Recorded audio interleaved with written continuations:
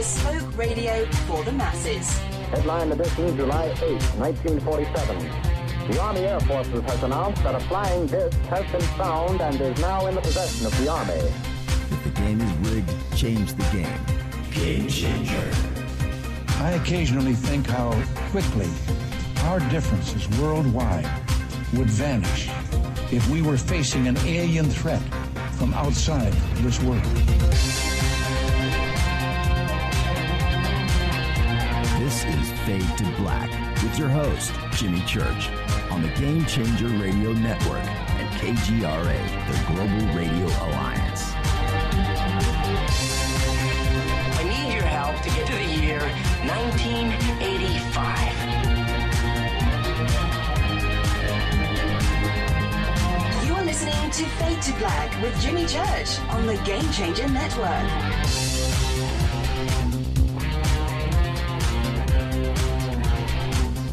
Good evening, Fade to Black.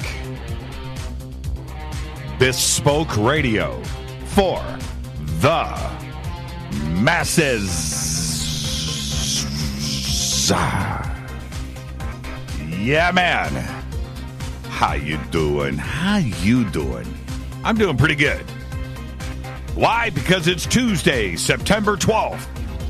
255 days into the new year, just 110 days left. We are live from a bunker somewhere in downtown Burbank, California, and I would like to welcome everybody listening all around the world, all across the United States, hither and thither, to and fro, back and forth, up and down, east and west, north and south, far and near. This is Fade to Black for KJCR, the Game Changer Network, and KGRA, the Planet. I'm your host, Jimmy Church. What is cracking, everybody? It's Tuesday. And tonight we have very special guest. Laura Eisenhower joins us to help you center in this chaos. Yeah, man. Tomorrow night, Scott Walter's going to be here to talk about his latest Templar research. I have been privy to it. It's pretty exciting stuff. So that will be tomorrow night, right here, Scott Walter. Thursday night is another Fader night with John Rappaport and his No More Fake Newsroom Live. The call-in numbers are 323-825-5045. I want to take some phone calls tonight with Laura, so get ready for that. Or 323-275-9695. Take some phone calls. And follow us on Twitter at JChurchRadio. Simple enough, at JChurchRadio. And you can jump in over on Twitter, which is hashtag F2B. And I over there, the Fadernauts hang out. They call that the sandbox. Okay, that's their creation. That's the audience's creation. Great stuff going on over there. Hashtag F2B. And if you don't have TweetDeck, get TweetDeck, because that's what we use here. And TweetDeck runs like a slot machine. That's the best way I can explain it. You have columns, man. And they automatically update whatever you want to follow on Twitter. So anybody posts something to that feed, it automatically shows up. You don't have to, hit notifications or punch anything. It runs automatically. So get TweetDeck and then follow a couple of things. Hashtag F2B is one. Hashtag F2B2Q for Fade to Black questions. That's another one. You'll follow yourself and follow a couple of friends, and all of the notifications pop up there automatically. It's really cool. Or you can go to one of our chat rooms, and we have one over in Spreaker. And, of course, KGRA, the Planet, has got theirs over there.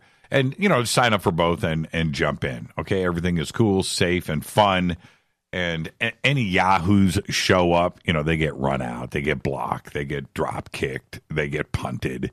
And the Fadernauts have a way of running the shenanigans out.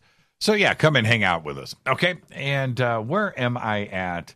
A great week on the show. It has been, I think, for all of us, a little nerve-wracking. A lot of nail-biting going on with what's going on around the world.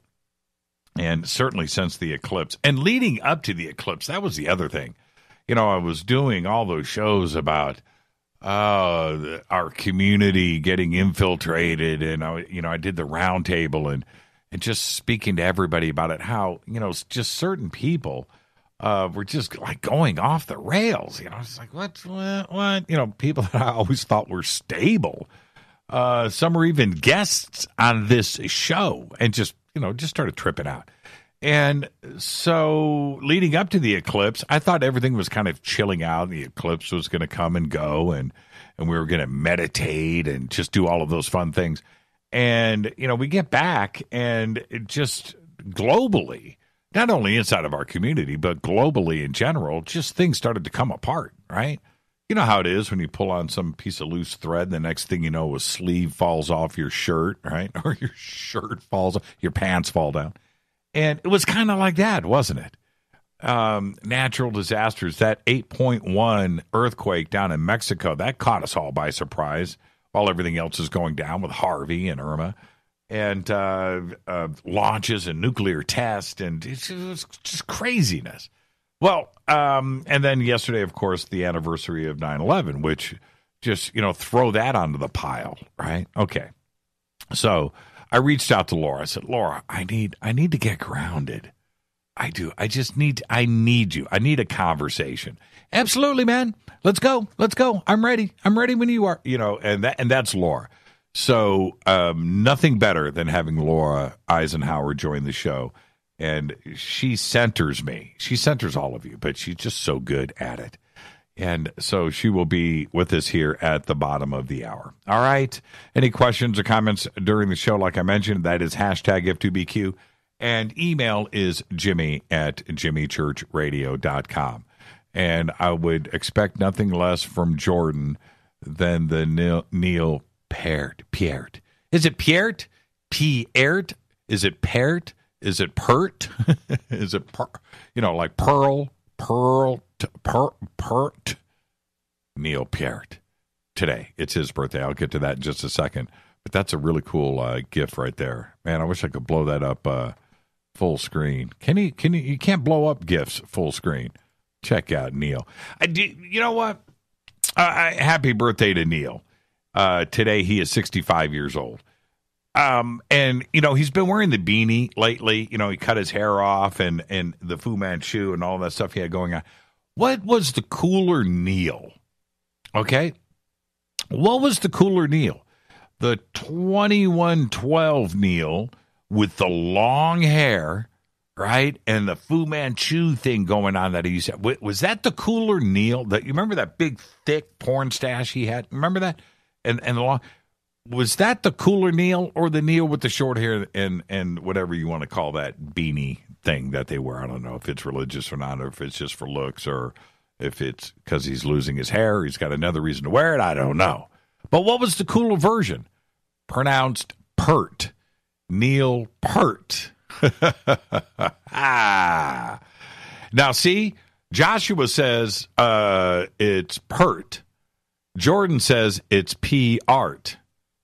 Neil Peart. Really? Now, Jordan's a drummer. He's a great drummer. Wow. Now I don't know where to go with this. Somebody, okay, I need two more answers. I need two more pronunciations for Neil Peart. Okay? Like Laura Eisenhower is purty. That's good. Okay, I need two more answers here, and then we'll average it out. But I'm kind of leading on Jordan because he's a drummer. That counts for something, doesn't it? But Joshua's a musician, and he's a good one. In fact, Jordan and Joshua played together. So I don't even know. These guys can't even. Since we are drummers, since when are drummers the authority on grammar? Yeah, man. Oh, that's the classic... the 2012 Neil for sure. Yeah, I tend to agree with that. Man, where am I at? I'm in a good mood. We have Laura Eisenhower in here. I know it's just going to work out. Life's going to move forward. That's my name. That's my name, Jimmy. Okay, so Perticus. Andrew, come follow us on Twitter, man. The party is kicking off tonight at J Church Radio. Hashtag F2B. All right, don't forget to subscribe to our podcast. You know what to do. Go over to the website, click. It's just $2 a month. Follow the instructions. Go get the software that you need. Download it. Boom. All the apps that you need right there, $2 a month. Or you can become a member in our membership area. Get the really cool Fade to Black shirts. The very, very exclusive Fade to Black hats. You can only get the Fade to Black hat with the Game Changer membership. That's the only way to get it. I get email every single day. Want to buy a hat? What do I got to do for a hat? Can I call in? Can I answer some trivia? You want to play a game? What do we do to get a hat? The only way to get a hat, and it's not going to change. The Fade to Black hat is the Game Changer membership. That's it. You know, membership has its privileges, and one of those, you're going to get a hat with my little signature on it, a little autograph. You know, I'll personally, you want me to write something on it for you? I'll do that. Those are one of a kind, signed one at a time. Okay, so think about that. Game Changer membership. All of our sponsors, Life Change Tea, GetTheTea.com, River Moon Coffee, New Pharma, Ancient Life Oil, Sacred Skulls, and Studio Dome speakers. All of the banners are over at JimmyChurchRadio.com. Please support our sponsors. That's how you support yourself. Then you turn around and support the show. We do this live and for free every single night. The best, brightest guest anywhere, like tonight, Laura Eisenhower. Tomorrow night, Scott Wolter. Where else does that happen, right? Last night, Dane Wigington. I mean, Dane brought it last night. I still, today, the email flooded, the reaction, just amazing. And that's what this show does every single night live. Okay, so we do that through our sponsors. It's the American way. Okay, all right, let's get the show cracking. I just said happy birthday to drumming god Neil Peart. Neil Peart today is 65 years old. Saw him play probably, 5, 6, 7, 8, 9, 10 times. I have no idea how many times I have seen Rush, but I'll never forget one of the first times that I saw Rush. And I watched Neil start hurling the drumsticks up into the lights, right? Twirling them, bouncing them off the stair, crack. Up into the lights. They would disappear and then come back out of the lights. He'd kick it up, boom, hit a cymbal, never miss a beat. I was like, dude, how cool is that? Well, I think he's gotten away from that a little bit. But did you hear that? That was weird. It sounded like, and it wasn't for me, it sounded like somebody burped. Oh, man. It's in my chair. No. Wow, that was trippy. Anyway, and that was like the level of drumming coolness, right? Was twirling, getting the tip going up and up into the lights. And Neil, okay, why am I even? Also today, fate or not, Alan Karcher today says he is 64. I'm not buying it. But happy birthday, Alan, today, 64 years old. Is that retirement? Do you retire at 64 now? What time? What's the year that people retire? Do they do it? Is it 64, 65, 63, 62, or is it like 75? Right? Because 60 is the new 40, right? 40 is the new 60 or whatever. Sorry, that was you. The dog did it. I heard it in my headphones. Did you guys hear it? Wow. Okay. Officially retired. Parrot officially retired. Yeah, I know. Yeah, pretty crazy. Was that a burp or somebody's rumbly tongue? I don't know, but I heard it in the headphones. That was the trippy thing. I heard it in the headphones, but it didn't come out. I was talking. Can you talk and burp at the same? No, I was talking when that went off. That was pretty weird.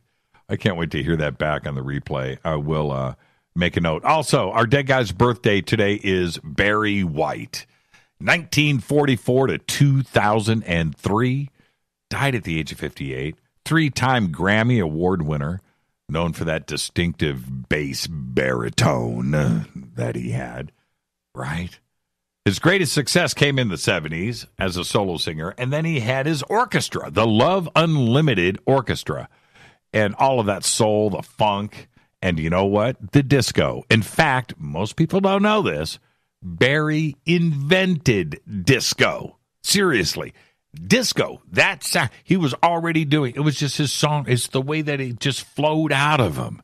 Turned into disco later, but Barry was just writing. He achieved 106 gold albums worldwide, 106, 41 platinum.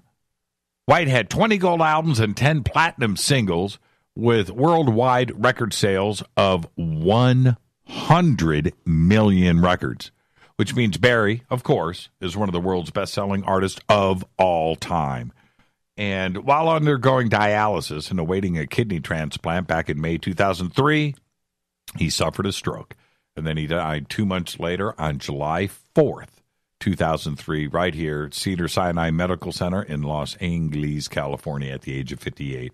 Happy birthday, Barry. I went through today in the bunker. I just went through a bunch of Barry stuff, and I just couldn't help. I turn around, and I was like, man, people need to be reminded that it is his birthday today, number one. Number two, but what a great, you just forget, right? So I posted up, a video, a song on Facebook. I'm like, man, the dude was just amazing. Then I went through the concerts. I'm watching the live stuff. Just absolutely stunning. Okay, happy birthday, Barry. I hope you're listening up there. On this day in history, 1940, one of the biggest days in human history, bar none. You got Howard Carter, King Tut, right? Okay, big day, right? Okay. Can Jimmy sing us a little Barry? You know I can sing a little Barry. That's why they call me Very White. I can do some Barry. I do. I do. I can do some Barry. I won't do it now, though. I'll do it. I need that cold shot of vodka. But, yeah, of course I can do Barry. Man. Okay, 1940. The Lascaux cave paintings were discovered by 4 teenagers who stumbled upon the ancient artwork after following their dog down a narrow entrance into a cabin. It's a great documentary on it, by the way. Anyway, the 15 to 17,000-year-old paintings are among the finest examples of art in all of history. They are stunning. 17,000 years old. Think about that for a second. 1940. Big day. All right, fate or fact. This has been vetted. I actually checked this fact today because I almost didn't believe it. This is one of those facts. You can go tomorrow, share it with your friends, be the smartest person in the room. Are you ready? Lobsters eat each other. And that is a fader fact. That's right. Lobsters. They're down, they're on the bottom of the ocean floor, and they're cruising around, and they're hungry, and they see another lobster. They don't go for it. They just eat the other lobster. That's what they do. And so, after reading, and I read so many disturbing factoids about this one factoid, about how this happens. They are completely carnivore. They eat each other. They eat each other first. They don't care. They're hungry. They see a lobster. They just eat. They eat whatever's there. And I'm going to say this. I don't think I'm going to eat lobster again. That's it. I'm done. Is that the creepiest of the creepy? Lobsters eat each other. So that's it. I'm done. I can't do it. I can't.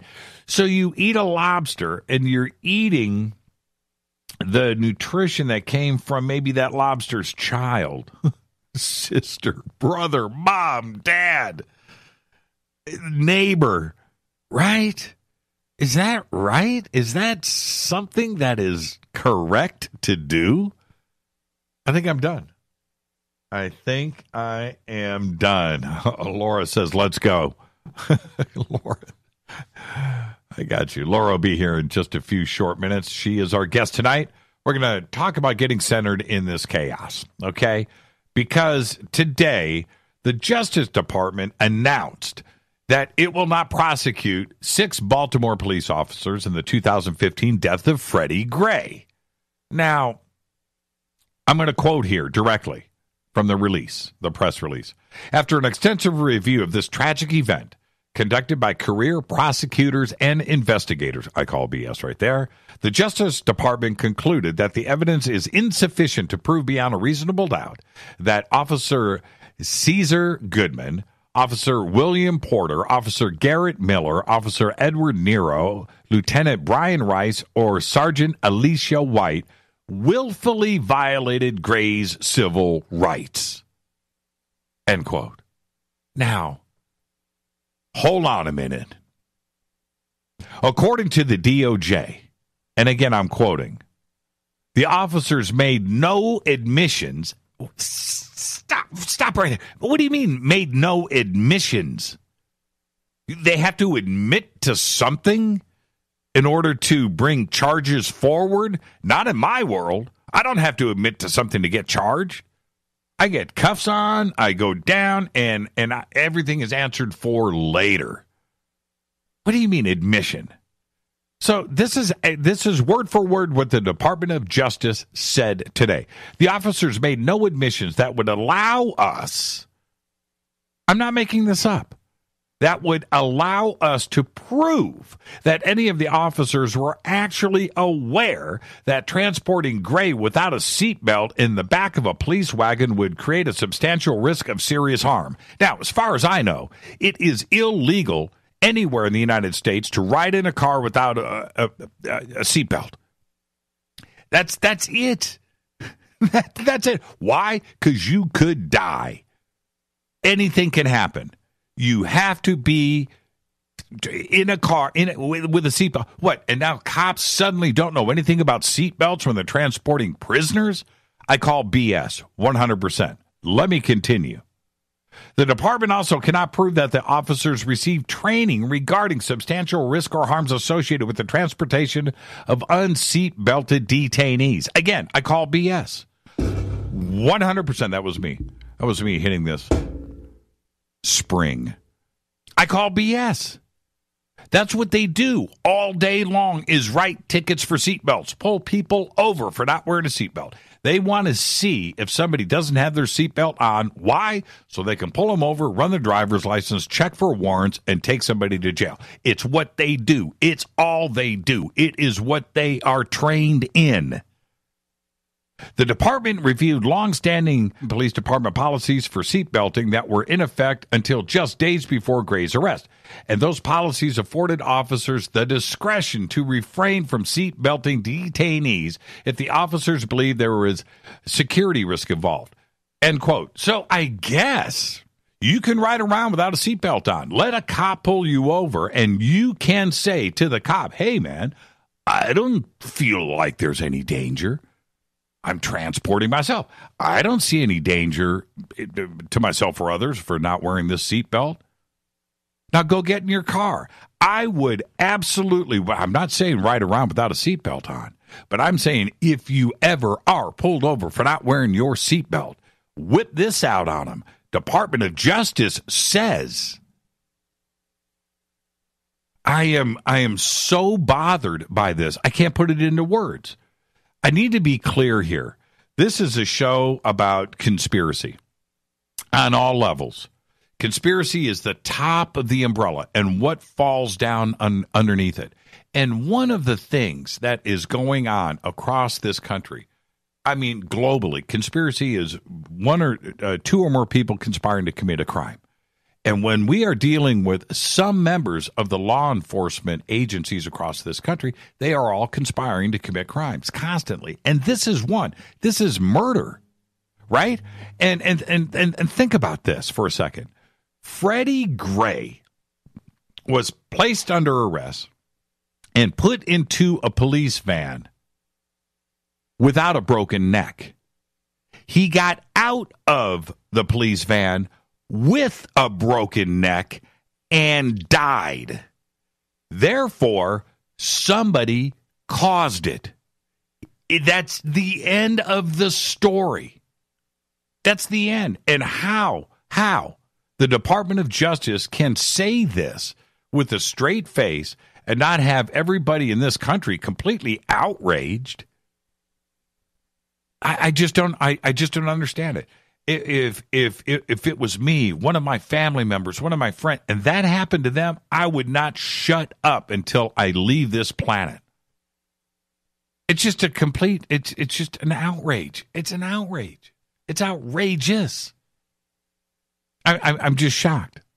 I'm shocked. When the prosecutor or the DA had stepped up and did that famous police that press conference, where, that's it, I'm going to do, and they thought it was a rush. Judge, I thought then this was such an open and shut case. It is so obvious. The driver of that van drove around, hitting the brakes, bounced him around the back because he thought it was funny. I guarantee it.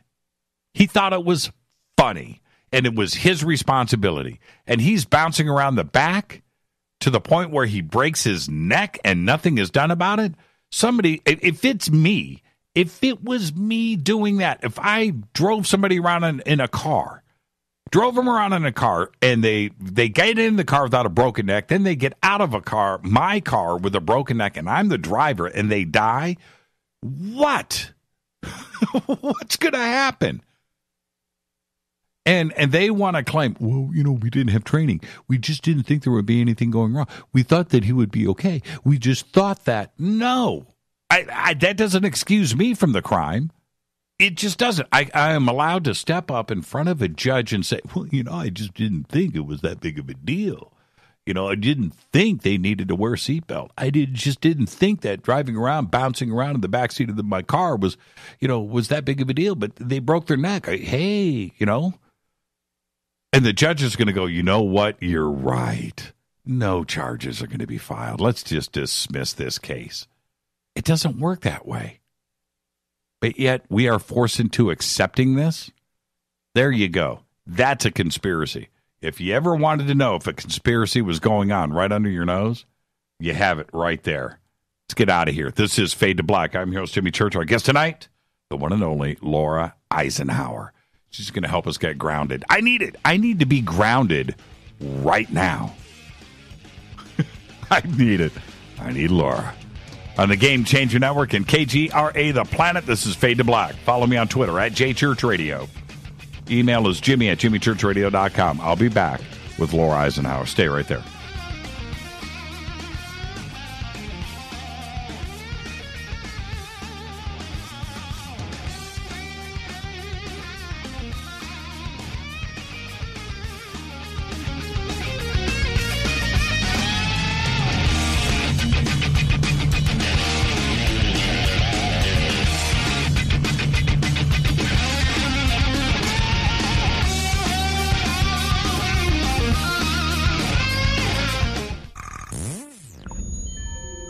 You're listening to Jimmy Church, Fade to Black.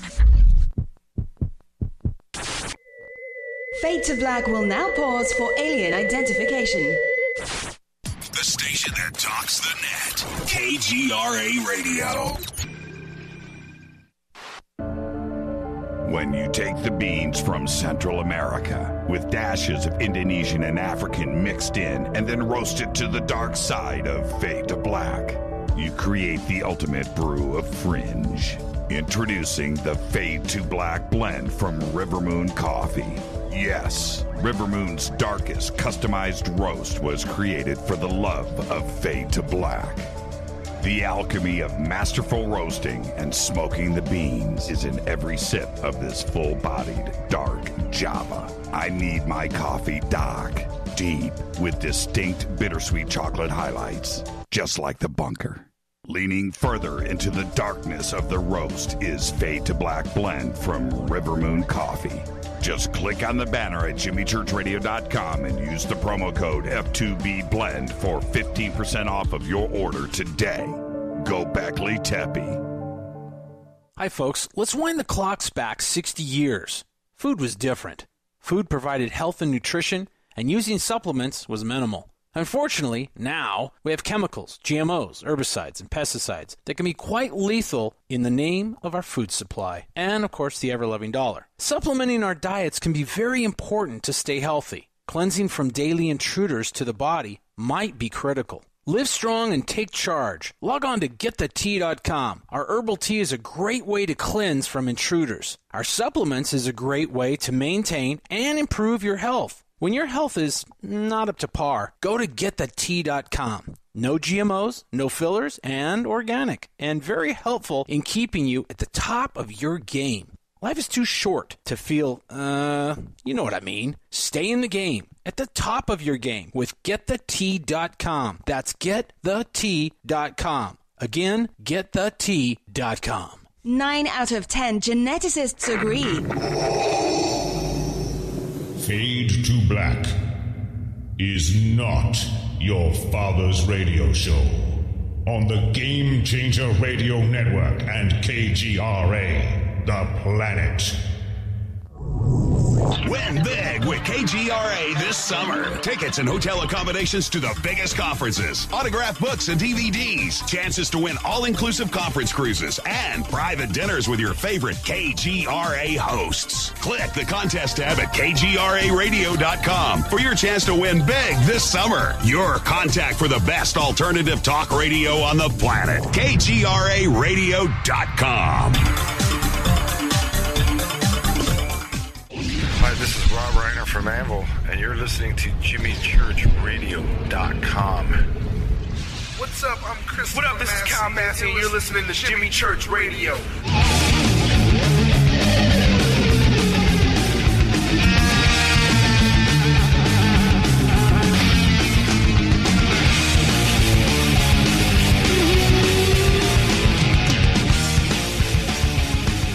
All right, welcome back. Fade to Black.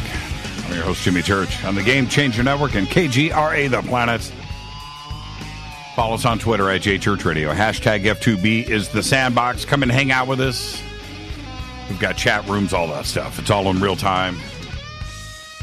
Also, earlier today, I posted up on Facebook. I want to thank our audience right now, all of the Fadernauts, everybody that's listening live and so forth, that and these numbers just kind of snuck up on us. And I'll admit, I didn't know. Got a couple, it happened twice. And to let us know that we had crossed, 40,000 subscribers on YouTube. And that, kind of took me by surprise. And they posted, sent me a little a clip and a picture.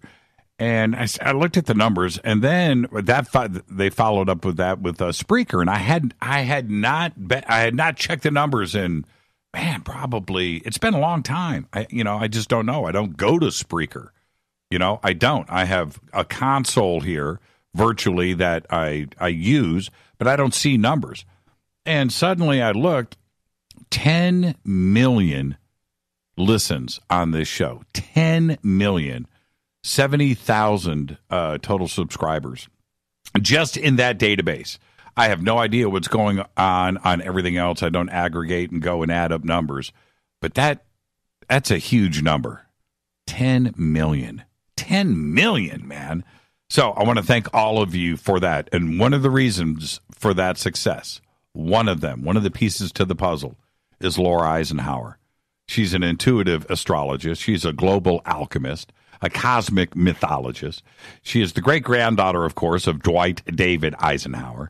She's on a profound mission to reveal our true origins connected with Magdalene and Gaia-Sophia, and all of those energies of love and wisdom, and works to liberate us from the military-industrial complex, the Archonic systems, and the false power structures. Now, tonight, on the day after 9/11, we're going to talk about how to stay grounded, how to get grounded, how to awaken, how to recognize what may be going on all around us right now, how to stay focused on what is important, especially with all of the negative energy that is surrounding our community, our world, the weather conditions, the earthquakes, the insanity that is going on right now. And all of it seems to be post-eclipse. So I called up Laura and I said, Laura, I need to get grounded. And Laura's answer was, sure, Jimmy, let's go whenever you're ready. So that's it. I'm going to welcome back to Fade to Black, the one and only, our good friend, Laura Eisenhower. Laura, good evening. How are you? I'm good. How are you doing, Jimmy? Did I do a good impression of you? Yeah, I like that. That was pretty good, wasn't it? I'm totally feeling it. You know, and it was really strange because Rita and I were sitting around and we're just looking at this environment that we're in right now, especially, you know, we came off of the eclipse in such a great mood and just, you know, oh man, you know, everybody meditating and the vibe that we were on, we came away from that feeling great and drove straight into a world of madness. And it just seems like, you know, everything has come unthreaded since the eclipse. So I'm going to ask you directly right now as we get started here. What is going on? Is there some cosmic energies that are pulling us in this direction? You know, what's going on, Laura? Well, I think it's a mixture of all sorts of things. We're sort of at an intersection of all these different energies and choices of, I don't know, maybe even timelines. I don't know how else to put it. You know, when you think about it, it's like, okay, all these elemental energies are taking place, earthquakes, hurricanes, fires, and they're really, you know, widespread all over the world. And this eclipse was very powerful. I think it gave us, you know, at least those that were at the gathering, you know, an opportunity to refine our community and update each other with our information. And it was very powerful for us. But then all of a sudden, I mean, maybe it's triggering this huge need to cleanse on a certain level. But at the same time, we know there's geoengineering. We know there's manipulation of weather. So the way I like to look at it is I accept all those different things. And so my latest thought is that some is from nature and some is from like the artificial intelligence and weather modification. And it's almost like they're duking it out, and we are the ones tasked with deciding which one is going to win for our timeline, and it will be different for everyone. But we got to remember that once you buy into something, you begin to enable it and create it. So we can't allow these assaults and attacks to make us feel that we're in the mercy of it. We got to harness the elements within ourselves to align with nature so that nature is the greater force here. Because, you know, where we're not in our powers, where these dark technologies end up ruling. But if our power, there's nothing that can touch us, and that's called an override frequency. And we have access to that timeline right now. So it's really up to us how we're going to handle this. So I see a mixture of both. I see both sides of the coin. Here's the geoengineering aspect, but then here's also our chance to say, okay, we're sort of in the line of fire here, no pun intended, or quake or whatever. I mean, we're all being impacted, or we're sitting there in empathy of those that are really going through it. And the question is, what are we going to do with it? And can this help us to understand our deeper connection with nature, or make us feel victims to an outer programming, or make us even unconscious so much that we're actually enabling the very agendas that we don't want? Because the artificial intelligence is going to connect us to feeling like this is the apocalypse or the world's ending, when if we look at it from another perspective, this is our chance to truly step up to the plate and harness these energies, understand our elements within and how our DNA connects with the earth grids, and really begin to make the important life changes we need to make to raise our frequency and step into a powerful expression of integrity. And that's really key. Sometimes I think we just are sort of watching and observing all this and it's madness, and we forget how much we can influence these outcomes. Not from a new agey, like, oh, just have positive thoughts, but hold an intention and work with it and face the shadow and the darkness, because it's going to trigger that, and be okay with the whole shebang. Is Gaia talking to us right now? Yeah, absolutely. And I mean, she really always has been, and she's ever present. And we all are sort of Gaia bodies. You know, when we connect with our inner soul and our intuition, we're really a part of that goddess energy and power, and it's within men and women. And so, it's our opportunity to, answer to her and align with her, because we're a team. We're co-creating this positive timeline together. But if we're not conduits of this, if we're picking up on the AI signals, the artificial intelligence, or we buy into the propaganda or the memes that causes fear and anxiety, then we're, in a sense, an energy block for her ability to take us down that road we all want to go to get out of this mess. So yeah, I feel like she's absolutely speaking to us. She's got her own natural forces that conjure up whatever it takes to create balance, but then they exacerbate these energies with these technologies, and then they steer them and control them. And it's no different than how people are programmed and controlled in the Matrix when it comes to media or television.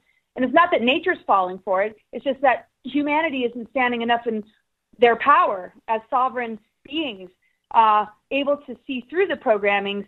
So she's just saying, okay, is this the choice you're making? This is the timeline that you're on then. But it doesn't mean that the larger multidimensional nature of who she is being destroyed. It's just we don't have the eyes to see it. We're stuck in that trap that they want us to be in. So she's not something that needs to be saved, but for us to experience her on the highest of levels, we need to align with that. This particular density is really about helping us to see where we're kind of going wrong or where we're not fully empowered and participating with what is being, what this planet was seeded with. And that splits off in a bifurcation into like a phantom earth and into something that is sort of on a life support system where everything's an imitation of nature and creation, and souls begin to exit the body and we become sort of this EBE or we start to digress. And that's where a lot of the digression that we see, that we consider ET, there's some species that are directly related to the digression that happens when you choose these artificial timelines. And so, it's sort of like what's at stake is, our choices right now. And so we got to band together and empower each other and remind each other because, we hold the elements within. That's why it's like we talk about our zodiac signs. They all have an element connected to it. Now we're in a phase where the 13th sign is coming in, which is connected to the ether, which is our opportunity to move beyond this dimension and move into higher earth energies, into our multidimensional embodiments where we have more creative freedom. And I wouldn't say control, but more of a relationship. And in a relationship, you listen and you speak. It's not just having control. So she's asking us to, join with her because we're in relationship to her. And, and we also hold the multidimensional energies of the cosmos that we can draw creative energy from at all times and anchor it and ground it. And I think humans don't recognize that power in them. And so it allows these darker technologies to hold dominion. It's sort of like being with a control freak partner or, sitting in front of the TV all day. It's like, well, where's your creative energy? Where's your vision? Where's your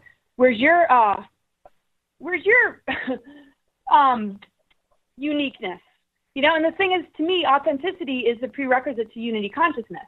Let's switch off the program and recognize that you can't destroy what's organic, but it certainly can be covered up and imitated, and it can lead you astray, just like hanging on crowd or anything like that. So, Yeah, I do. And for those that aren't awakened, a vast majority of our audience is. But then, through the future, when somebody's going to listen to this show that may not have a clue what we are talking about right now, and the fact that they may be walking down the street and get slapped upside the head by Gaia, and that this is part of their reality, and they need to recognize.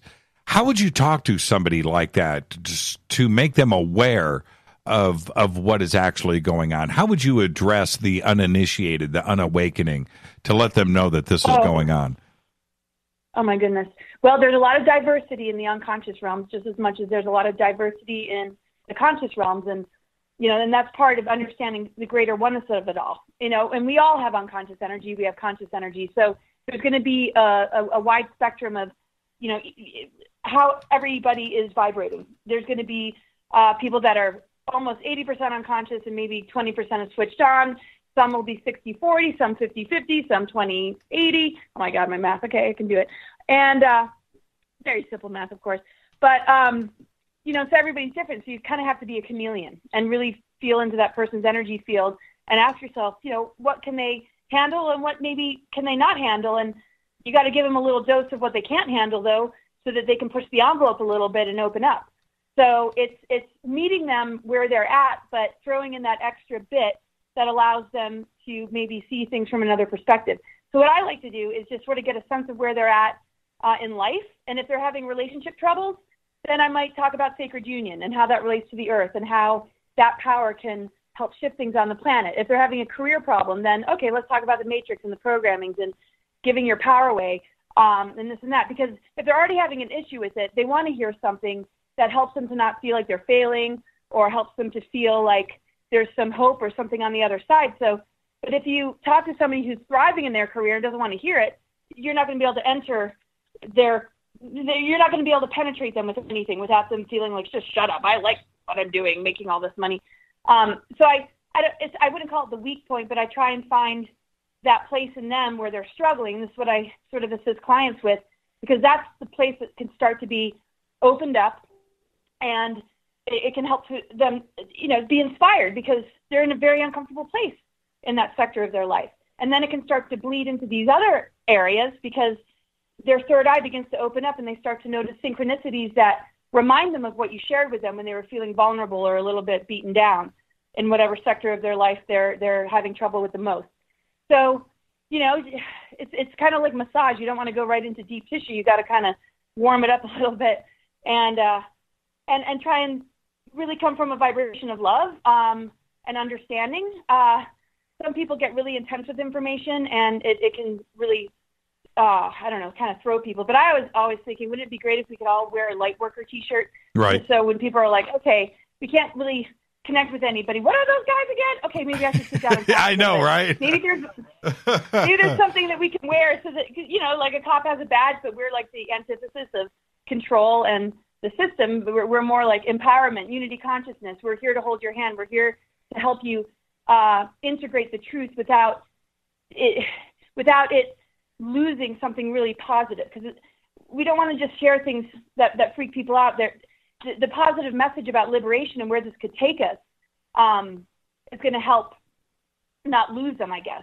Well, but it's all about, they're all out to get us. I know. You know what's really funny is even in our community, the awakened, the enlightened community, you could be at the most harmonious conference in the country, right, with nothing but tie-dye shirts and enlightenment, by the thousands walking around, and I can still find the trigger words to get an argument going, right? It's amazing how those trigger words, just, it doesn't matter that the media has a way now of knowing what those trigger words are, and they can ignite the country at the drop of a hat.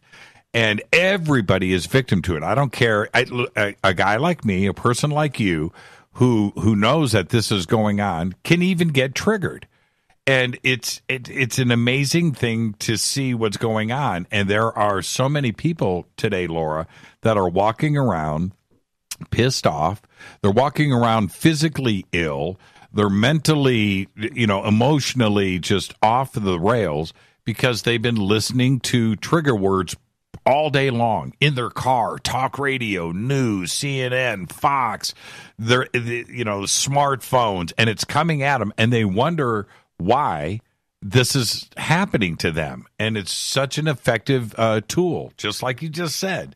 You're listening to all of this stuff, and you are emotionally just getting raked over the coals. Totally. Yep. It doesn't seem like there's any downtime. We have our moments of coming together, feeling awesome energy, and it's just, oh my God, but there's a whole planet that needs to go through these initiations, and we're only a small group, but we're initiating a lot when we come together, and it's confusing, seeing all these different disasters, who's who. But I think there's always an element of some sort of geoengineering within already natural cycles, just like the stargates. They use technologies on top of the stargates to initiate more control about who comes and goes, and who interacts with the earth, and wiping memories of people that have positive contact, and then throwing in a MyLab experience. And so the more we recognize that sort of thing, the less they're able to sort of get to us. But it's a lot to recognize when you're dealing with something being wiped. I mean, these technologies are so advanced, and that's why the more we cultivate our higher self, the more that's going to hold what we need to later on download, so that we can begin to awaken to the truth and recognize, oh, okay, did they do that to me? Did that really happen? It's funny how we all joke at these events, like, maybe this is all psyops, or maybe I'm a psyop. But that humor is really important because, it brings us back to center. Because the minute you take it, too seriously, the minute, there's a place for taking it seriously, of course, but it needs to be turned around, because actually laughter is one of the highest spiritual frequencies. And that's what I've discovered, or that's the least. A lot of what my research has shown. Not that I've researched that. It's just I kind of know it, and it's been validated in some places. But it's madness. But we're on the brink of something huge. And the thing is, we never really die. And even if our land or property got decimated in some sort of disaster, or we got compromised, we're in a much larger picture than we can imagine. And this will help us to get out of duality. Where is the blessing in the negativity? Where can we turn these weapons into a tool to help us grow? And, if we can hold that kind of perspective, they got nothing on us. That's very interesting. And when you're also talking about, our own mortality too, as well. And that is something that is always looming over big chunks of society, is just that. And they're dealing with those unanswered questions too, as well, because they don't have the answers. Right. Yep. The eclipse that just happened, so much has happened to our country and to the world since then. Is there something going on astrologically out there? That are there charts? Is something pointing in the direction of these may be outside forces that are causing not only the physical stuff but the mental stuff on the planet right now? Well, we got the solar flares. We got energies coming out of the galactic center. Major light codes being activated both within, from the core of the planet, from the grand central sun and all this stuff. And then we don't tend to pay attention that much, or I don't know, maybe people do, but asteroids have a lot more of an influence than we can imagine. And during the eclipse time, the asteroid Sirius, which connects with the Divine Mother archetype, was involved in a powerful cardinal grand cross. And it represents, our need to nurture and protect. And when under stress, it can manifest as challenges that have the ability to absolutely transform the emotional foundation of our lives. And there's been a lot of attention about our own personal security, our homes, the relationships in our homes. So when we think of disasters, what is it really hitting? It's affecting our home energy. Like, oh my gosh, that's my home. Oh my gosh, it just got wiped out. Now, what do you do? Clear it, rebuild, work with what is left behind, move. So all these questions are coming up. And then the vulnerability of needing, a certain nurturing. So there is that mother element that is coming through after this eclipse that is, trying to create a level of support and encourage sort of trust. Like, everywhere is home and you can trust the mother, but we're a planet under attack. So there's manipulation there. And so everything is getting much harder hit than it probably would ever be if it was just left to her alone, or that power. And again, it's within men and women. It's not just a feminine thing. So we've been dealing with a lot of hard aspects. And actually today we had a hard aspect with Mercury and Pluto. And it just brings a lot of conflicts out into the open. So wherever we're being triggered, it's almost like today has been the kind of day where if something needs to be said, you're going to say it. When something needs to erupt, it's going to erupt. I mean, we're all very volcanic. We all carry fire. And so if we've been pushed down for too long, stuff is going to start to erupt. And we're being kind of pushed around by these storms. We're feeling a threatening energy to our sense of security. But luckily, Venus and Saturn are making a harmonious aspect, which can help us to maintain stability and recognize what our priorities are. Because when you're threatened or you feel like something's going to be taken away, immediately it's sort of human nature to attach yourself to the next sense of security you might have. It might be friends, it might be relationship, it might be the support you need from family. And you really start to assess all that in the wake of, oh my gosh, my own sense of security is up for question. And so something greater can step in. It helps us to detach. But it's not easy because we form relationships and bonds with our homes, with the land, with communities that are all impacted. So, it's always an opportunity for the people, like the community aspect, to come together more strongly. And I think, where Gaia, or the mother energy that's come through with this grand cross, is encouraging, is that we need to do unity consciousness, and things need to get shaken up in order for that to happen. And I think greater force right now than the weather manipulation is the call to connect with her, just because we are in alignment with the galactic plane. But then when you look around, it's like, and I think you probably feel the same way as me, shouldn't a lot more people be awakened? Shouldn't this type of information that we put out there be reaching more audience? Well, I got to say, I think it's amazing. And look at the numbers that you have on your radio show. So, I mean, I tend to always want to think that not only do we have the upper hand, but we are winning this crazy war on consciousness. And even though it looks like it might all be, a part of some sort of weather manipulation, we have to also remember what are the ingredients that they're working with. They're working with elements that we're connected with, and that is the original energy and power, which is nature, which is the mother goddess, which is the Christ consciousness. These are the original blueprints. These are the original forces. Everything else is an overlay. And it's just trying to convince people that it has the true power, but those are the powers that want to be, that are running that. So, this eclipse was very powerful in how the mother expression is sort of bringing herself through as a stabilizing force, while Pluto is forcing all the stuff to the surface to help us purge so that we can move to the next level. And I would say that that's why immediately after the eclipse, all of a sudden we find ourselves processing a lot and facing a lot of uncertainty. But the thing is, we know the difference between, empowerment and what the energy of fear and anxiety can do. But if we judge the fear and anxiety, we're not going to get anywhere. It's going to probably hit us all, and we're going to get those triggers, but we got to remember that's not the destination. That doesn't represent truth. It's a catalyst. It's a part of the journey. It's a part of the important process that we need to embrace and have compassion for with each other, instead of being, oh, that's so unenlightened. It's like, whatever. Forget that. You know what's interesting about that, and we're going to head towards a break right here, but with that, if more people knew that is what is causing you to react to these situations, just back off and chill out. What a wonderful world it would be. And also, and we'll be right back with Laura Eisenhower, but also those trigger words.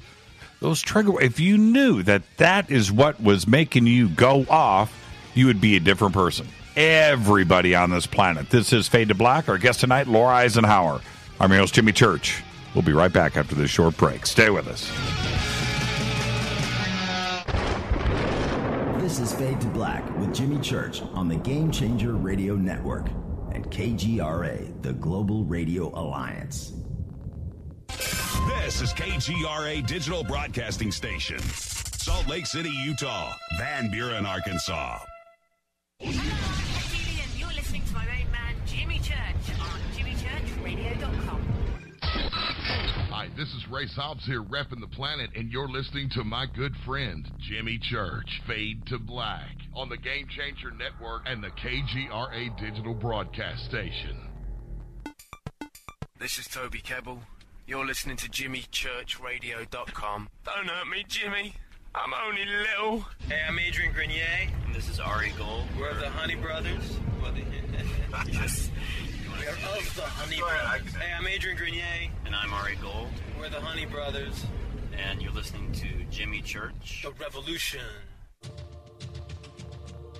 Ancient Life Oil. Life-changing. The real oil. CBD is truly ancient life oil from the source. This oil has no psychoactive effect and is also legal in all 50 states. When you're healthy, you're happy. The truth about this wonderful plant is that it wants to give back to mankind life, longevity, and happiness. Ancient Life Oil are golden grade, all organic, non-GMO, and infused with high-quality liquid coconut oil. It's simple. Just go to ancientlifeoil.com today.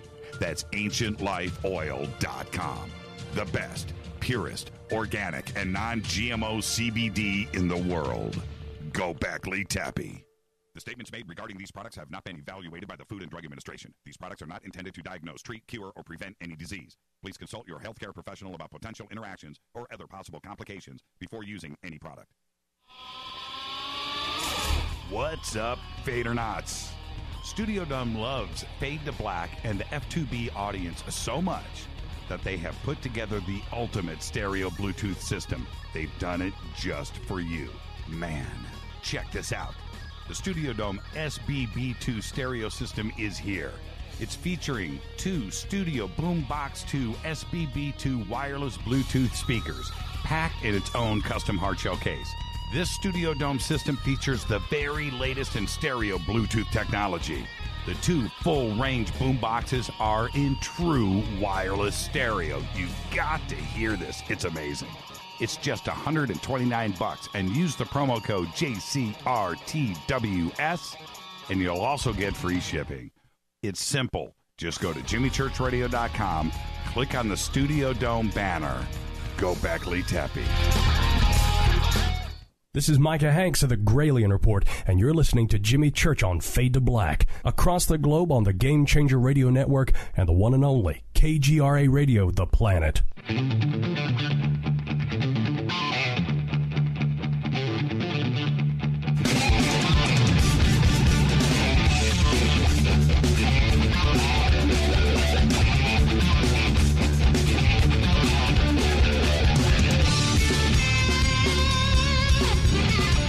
All right, welcome back. Fade to Black. I'm your host, Jimmy Church.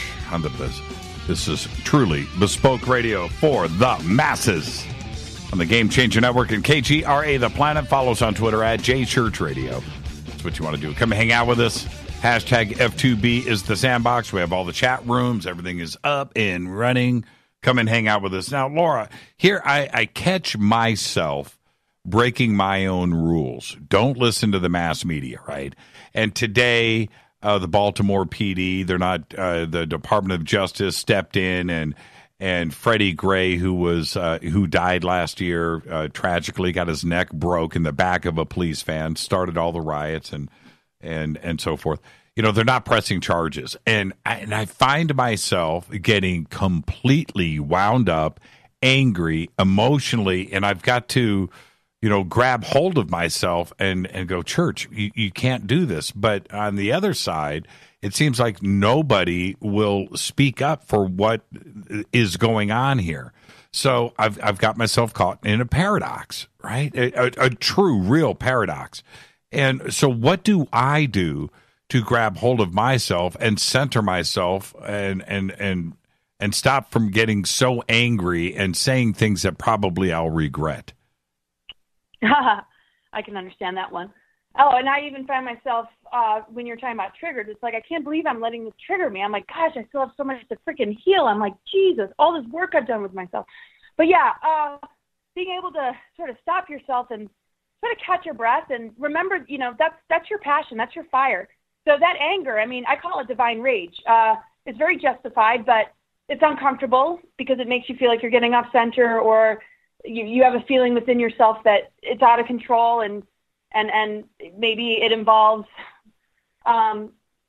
sharing things on a level that other people might be alarmed by or taken back by or think, oh, yeah, you're overreacting. It's like, no, I think it's a healthy response personally, but in order for it to feel a little bit more balanced, I guess, in a more equalizing way to maybe those around you, and just for your own sense of not letting it, kind of get the best of you.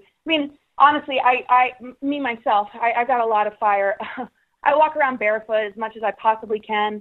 And I manifest situations for myself, even if they're in the form of crisis, to help give me what I need to refine some things that I need to bring into balance. And so I need to accept those things that I manifest and not be too hard on myself about it, because then I'll slip into some sort of depression, right? Then I'll be in my water energy, like in a way that feels almost like it's too much. And then I got to cry it out, and I'm just like, God, does this ever end? Meditation's important. But sometimes my version of it is just being in a fetal position and just breathing as best as I can. Meditation can be something that you do when you're just waiting in line at the grocery store. It's just the ability to kind of catch your breath, raise your consciousness to something beyond this matrix stuff, and just sort of assess it from that part of who you are, and kind of come back into yourself, and then which I see you do all the time, you'll start to bring in that wisdom to know how to channel or direct that energy in a way that will make you feel better about how you react. But I would validate yourself for caring so much. I mean, my gosh, think of all the zombified people out there. It almost feels like some of us have to carry a certain level of rage to make up for them.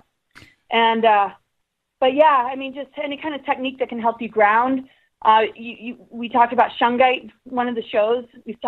People are becoming more aware of stones and crystals and even essential oils that can sort of help. I work with tarot a lot just to get an idea of, because sometimes it's just total madness, and I don't even have to be feeling a certain way, and the cards will show me things that I can't really access very easily because I'm in an emotion, or I'm in a reaction, or I'm feeling just so fired up. And then it's like, oh my God, the reasonable. I'm like, oh my God, and for all I know, this house is going to burn down. I don't know, and not that I'm going to say that it could. I don't want to energize that, but I sometimes need to live the worst case scenario and find peace with it, even though it might take me a while to get there, so that I can't be blindsided. So I just got to kind of look and observe what could that worst case scenario be. And what's the worst case scenario? Death? It's like, not a problem. Don't worry. So can't really threaten me with that one, life. Well, there is that part. It takes a lot. Yeah, there is that part of it. And then I know that I have a responsibility here, for the audience. And I talk about this often enough about not spreading the negativity. But I get triggered too. And I could very easily turn this show into quickly something that, let's just burn this mother down. This is an injustice. Right. We've got to do, and I know it's for the positive right things. We need to stand up for something that we feel passionate about. But then I am instilling the negativity that I am so against. Right. I'm a victim of that. And I hope the audience understands that. Even I, find myself being passionate, and I do get triggered, and yeah, I do. And one of the things that I noticed, and I wanted to ask you about this, and this happened to me a couple of years ago, when I suddenly found myself in a great mood, physically in the right place, everything is fine, and I would walk by a TV set and the news would be on, and I would stop and watch it, and literally 60 seconds later, I felt ill. Right? It changed my physicality. I was physically changed, and I made a conscious decision. That's it. No more news. I'm not going to watch it. I'll read and I'll be selective what I want to, but I am not going to voluntarily watch it so they can subject me to that. And it changes you physically. What is going on? It does. Yeah, why? What is going on when that happens to people?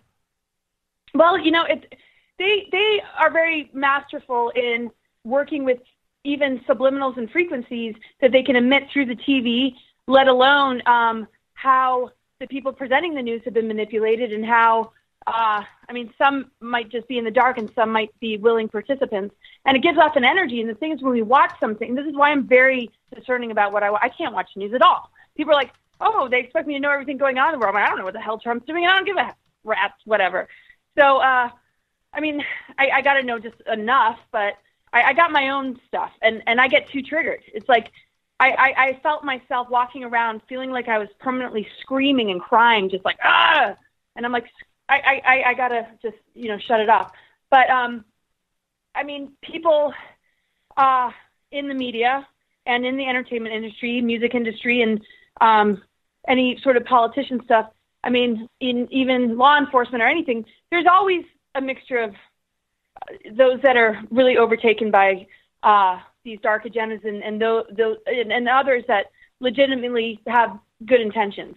But the main core of what's behind it, similar to like the Vatican, even though there might be a few well-intentioned priests, despite the epidemic of what we see there, I don't even want to say the word because that just gets me fired up. The majority of energies or manipulation that we see in that is coming from a darker agenda. There's sometimes we might see a news person or somebody in the Hollywood industry that is starting to crack and share good things. Like we see Jim Carrey, right? I saw you posted that too. But the overall energetic is a lot about what the cabal is feeding through it and how it manipulates those that they're putting kind of in those positions. And the thing is, because they might look friendly and they might have a happy tone to their voice and they might seem relatable, people are putting their intention there. They're soaking it up. They're like, oh yeah, and like, you know, that TV host is so charming, or oh my gosh, she's blah blah blah. And so people kind of get sucked into the surface, superficial stuff while they're being fed all this terrible news. Some that is manufactured, a lot of it false flag, and some of it real because there is serious stuff going on. But most of the stuff that matters, they're not going to report. So a person is only getting a certain piece of the whole story while the rest is being negated. And what's being negated could serve as that alchemical principle that can take us out of the whole. I mean, just like in relationships, you can't just be sort of who you are. You got to be all of who you are. You're not going to have a really deep connection. And because there's only a few whistleblowers when it comes to the media, like Scott Stevens, the weatherman, right, who started reporting on chemtrails, right. You know, you're just going to get the surface version with all the information. And I'm not saying people are just sucked up into the characters, but the reason I can't stand TV is because I can't stand the facades that make people think, oh, that person must be friendlier. I mean, Hillary Clinton, if you didn't know the true backstory, and you pretended that didn't exist, you wouldn't be able to notice so easily the hidden elements to what that woman's really about. And that's the problem when people watch the media. And this is why people like you and I get fired up, because you can see through it. And the news is disturbing. And you know it's manipulating people's creative channels. And once they bring in those instructions or that propaganda that's being fed to them, it all of a sudden creates an infection. And they're enabling the very thing that they don't want. And so I see somebody like you feeling almost an allergic reaction. Right. And I think it's a healthy reaction for a person who's actually awake. But again, it makes you feel like you're slipping into a negative energy, and it's all about being fired up. And, you know, I've accidentally dropped a few F-bombs on your show, and I'm really being careful. I'm watching Twitter. They're predicting the F-bomb within 5 minutes, by the way. And Laura, that was a classic night on radio. And you brought up Jim Carrey. And although I don't, I enjoy, you know, movies and the creativity there, the poison in Hollywood is it's just everywhere. And to see his reaction, now we are talking about a genuine trigger that happened to him on the red carpet. Now the trigger happened to be that red carpet entertainment reporter. I'm not going to say her name. Made the mistake of trying to crack a joke, thinking that he was going to respond in a Hollywood way and kiss up and do a normal red carpet interview. That's not what happened, because she says, oh, Jim, you're wandering the streets alone, right? And you came here. Do you need a date tonight for the party? And right. And she, being the doofus that she is, didn't think about or didn't know, because she's a doofus, and it could have been a he, it doesn't matter, that his girlfriend just committed suicide. That's why he is walking this. Right. Oh. That's why he's arriving alone. He doesn't need a date. He doesn't want a date. He doesn't even want to talk to you right now. Let him go about his. But she completely triggered him. And he circled her like a shark and was going to go off on her. There was nothing she could say at that point that she would understand. He is above her level of intelligence. And he knew that, right? And he just completely pummeled her. But he was triggered. And for him to reveal his take on Hollywood, we're here tonight to celebrate icons. And it was an amazing speech to hear come out of him, because I think he is now realizing and has realized that a lot of what around us is completely fake. It's fake. Yeah. Hollywood is fake. This event is fake. You are fake. I am fake. This is all fake. And it was an amazing thing to watch, wasn't it? And truly, truly cool at the same time. I really, really liked it. I love how he talked about the tetrahedrons and just, no, it was so perfect. But yeah, you know, I could feel his trigger, and it's almost like, oh my gosh, that place, when I get triggered, if it's not so personal, like in my personal life, you know, just how you have to slip into almost a place of insanity. I mean, he's always been a genius comic, but, you know, I think for many of us, how do you handle it when you're put in the spot like that, where somebody's saying something that is just like, wow, I mean, where else can you possibly go without it sinking your vibration? You got to go into the insanity realms, which are the healthy kind, the kind where you're detached from even allowing it to put you in you know, where you can turn it back around and say, well, take that. Do you even understand what the hell I'm even saying? You know, it's just like, I came to the most fakest event I could possibly think of, and this was the one, or he said something like that. The most meaningless, I can't remember the word, but yeah, and I was sort of that greater intelligence shining through, which is a very good response to being triggered versus having it absolutely constrict you and cause you to lose your power to somebody, you know, and just seeing those vampiric energies, which are rampant in Hollywood, because they prey upon humans, you know, through a lot of different ways and means, was a classic example of, you know, how maybe all of us can handle certain triggers. Just go into humor. Don't let it rip you to shreds. But at the same time, if it does, that doesn't mean it's a lesser thing. I'm sure he had to go through the lesser and lesser of feelings, but is that really lesser as in lower? It's just not feeling as high as the vibration of humor. You know, there's nothing wrong with pain and sadness and mourning and grief and going through something. But you got to walk through all that before you can get to the other side. And it really seems like he has, but there's almost a need for him to detach so much from this world that nothing is real, because after a certain point you recognize it's all such BS that, you know, how can you even look at it the same anymore? Yeah, especially that's when right. people have the nerve to say the kind of stuff that she did. It's just like whack, whack.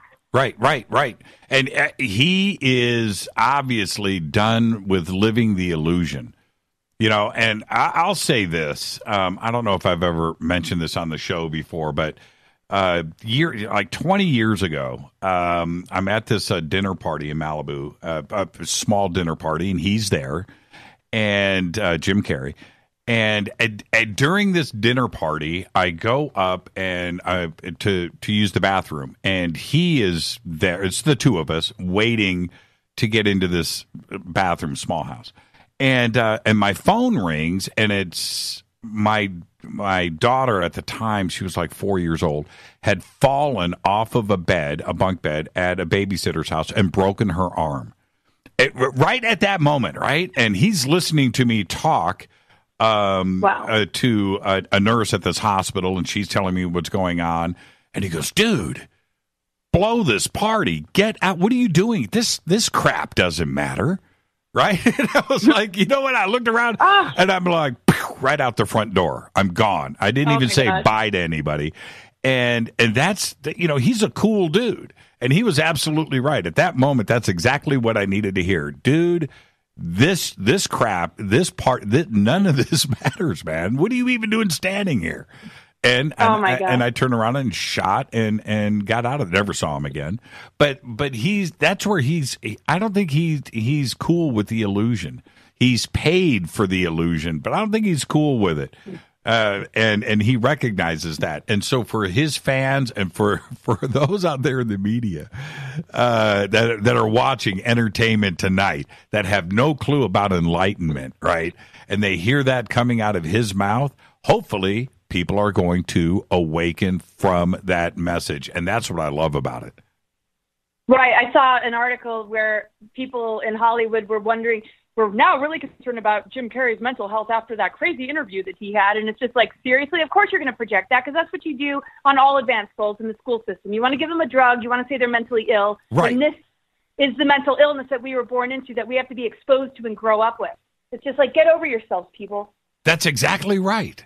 I read a couple of articles about that you're referring to, and they were all saying the same thing. You're concerned for what? What you're concerned about is he's going to waken some people up. to the illusion of Hollywood and this grand illusion around us. We're here to celebrate icons. It was funny. I don't want to, I'm going to paraphrase here, but that's like the stupidest idea. You're right. It's the stupidest thing I ever heard, and absolutely. I think that I want to go back to your point earlier that although our community is small, in the big scheme on the big stage, but that we are doing our job and that people are getting awakened. We have a lot of other help out there to people that have no clue what we're talking about, but they don't know it, but they are getting awakened by simple things like the Mandela effect, right? Or fake news or the White House calling out the deep state. Right? Well, that stuff goes out to the masses. You put that in Twitter, and it goes out to 25 million people in a couple of seconds. That's 24 million people that have never heard of the conspiracy of the shadow government or the deep state. And they are doing the work for us. And I think the awakening is happening because of things like that are not in our control. I'm talking about you and I, Laura, or our community. They're doing the job for us. Right. I mean, the thing is, and especially in crisis mode, you're really faced with a choice.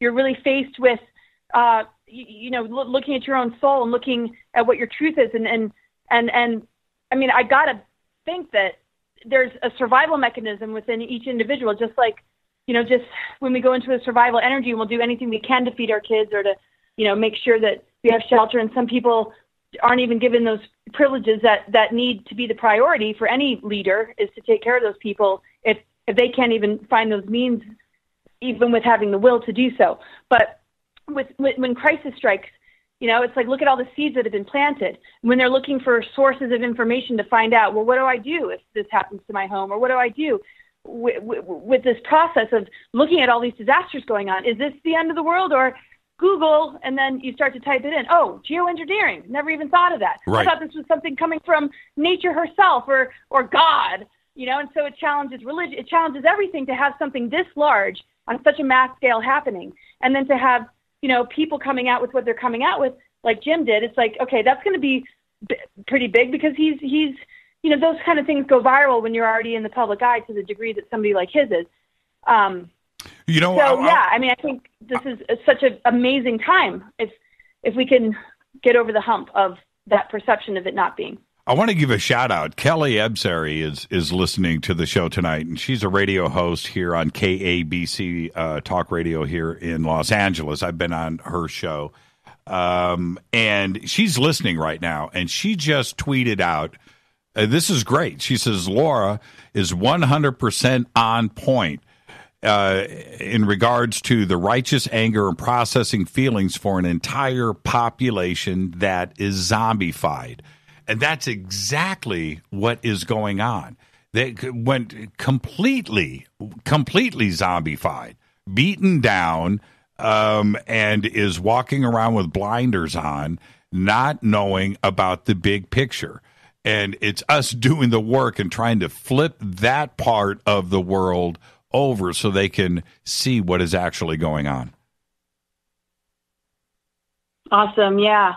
Well, that's it. And so until it really hits home, people aren't going to, look at it. They're used to whatever luxuries they had, or maybe those that haven't had luxuries are looking at, oh, wow, everybody else is going to be brought down to the level that we've been living in for, pretty much our whole lifetime of all of a sudden not having a home maybe. And it helps everybody sort of meet each other. And I don't think anybody deserves anything or it's like, oh, you're going through it because you needed it the most. I mean, I don't take philosophy and apply it to every little situation that's going on. I think, the more we can accept that, yeah, for some that might actually be the case. For others, I don't know. That's really up to them to come up with those answers to that greater mystery. But I find a lot of people really projecting a lot of stuff onto, oh, it's happening because I don't know, how people can take philosophies and run wild with them to the point where they don't even consider that it might be something else for somebody else. I mean, look at the diversity, look at all the different ET races, and everybody experiences something on their own terms for a certain reason. I like to give people the respect to figure it out, but I like to, act as maybe a person that can assist them in finding clarity without pushing my viewpoint. Like, oh, well, clearly something's going on within you and you didn't deserve that home, or you manifested it for, it's like, okay, yeah, sure, it's for a reason, but you know what reason that is, and I'm going to help you find it. It's not me telling you what I think it is, because I just can't go there. No, you can't, and I totally understand that. And it kind of reminds me of a little bit the new TV show People of Earth. Have you seen it? I've seen it, and I love it. It's like the best. It's just, I can't get over that show. I'm going to watch it all over again. I know. I'm so into it, and the reason why is I am so appreciative of, yes, it's a comedy, and yes, for us, we look at it and we see ourselves and we can just laugh, and it's so on point. But the writing and the research that has gone into that show is on point. Somebody has been infiltrating our community to make sure that they've got this on point. And the best part about it is reaching out to the masses.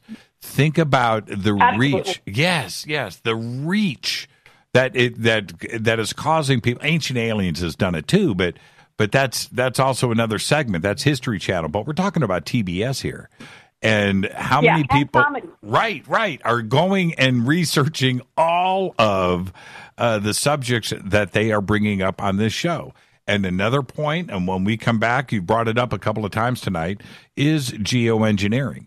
We had Dane Wigington on last night, and some of the things that have been going on now are starting to really, really, really affect this planet and affect us in a direct sense.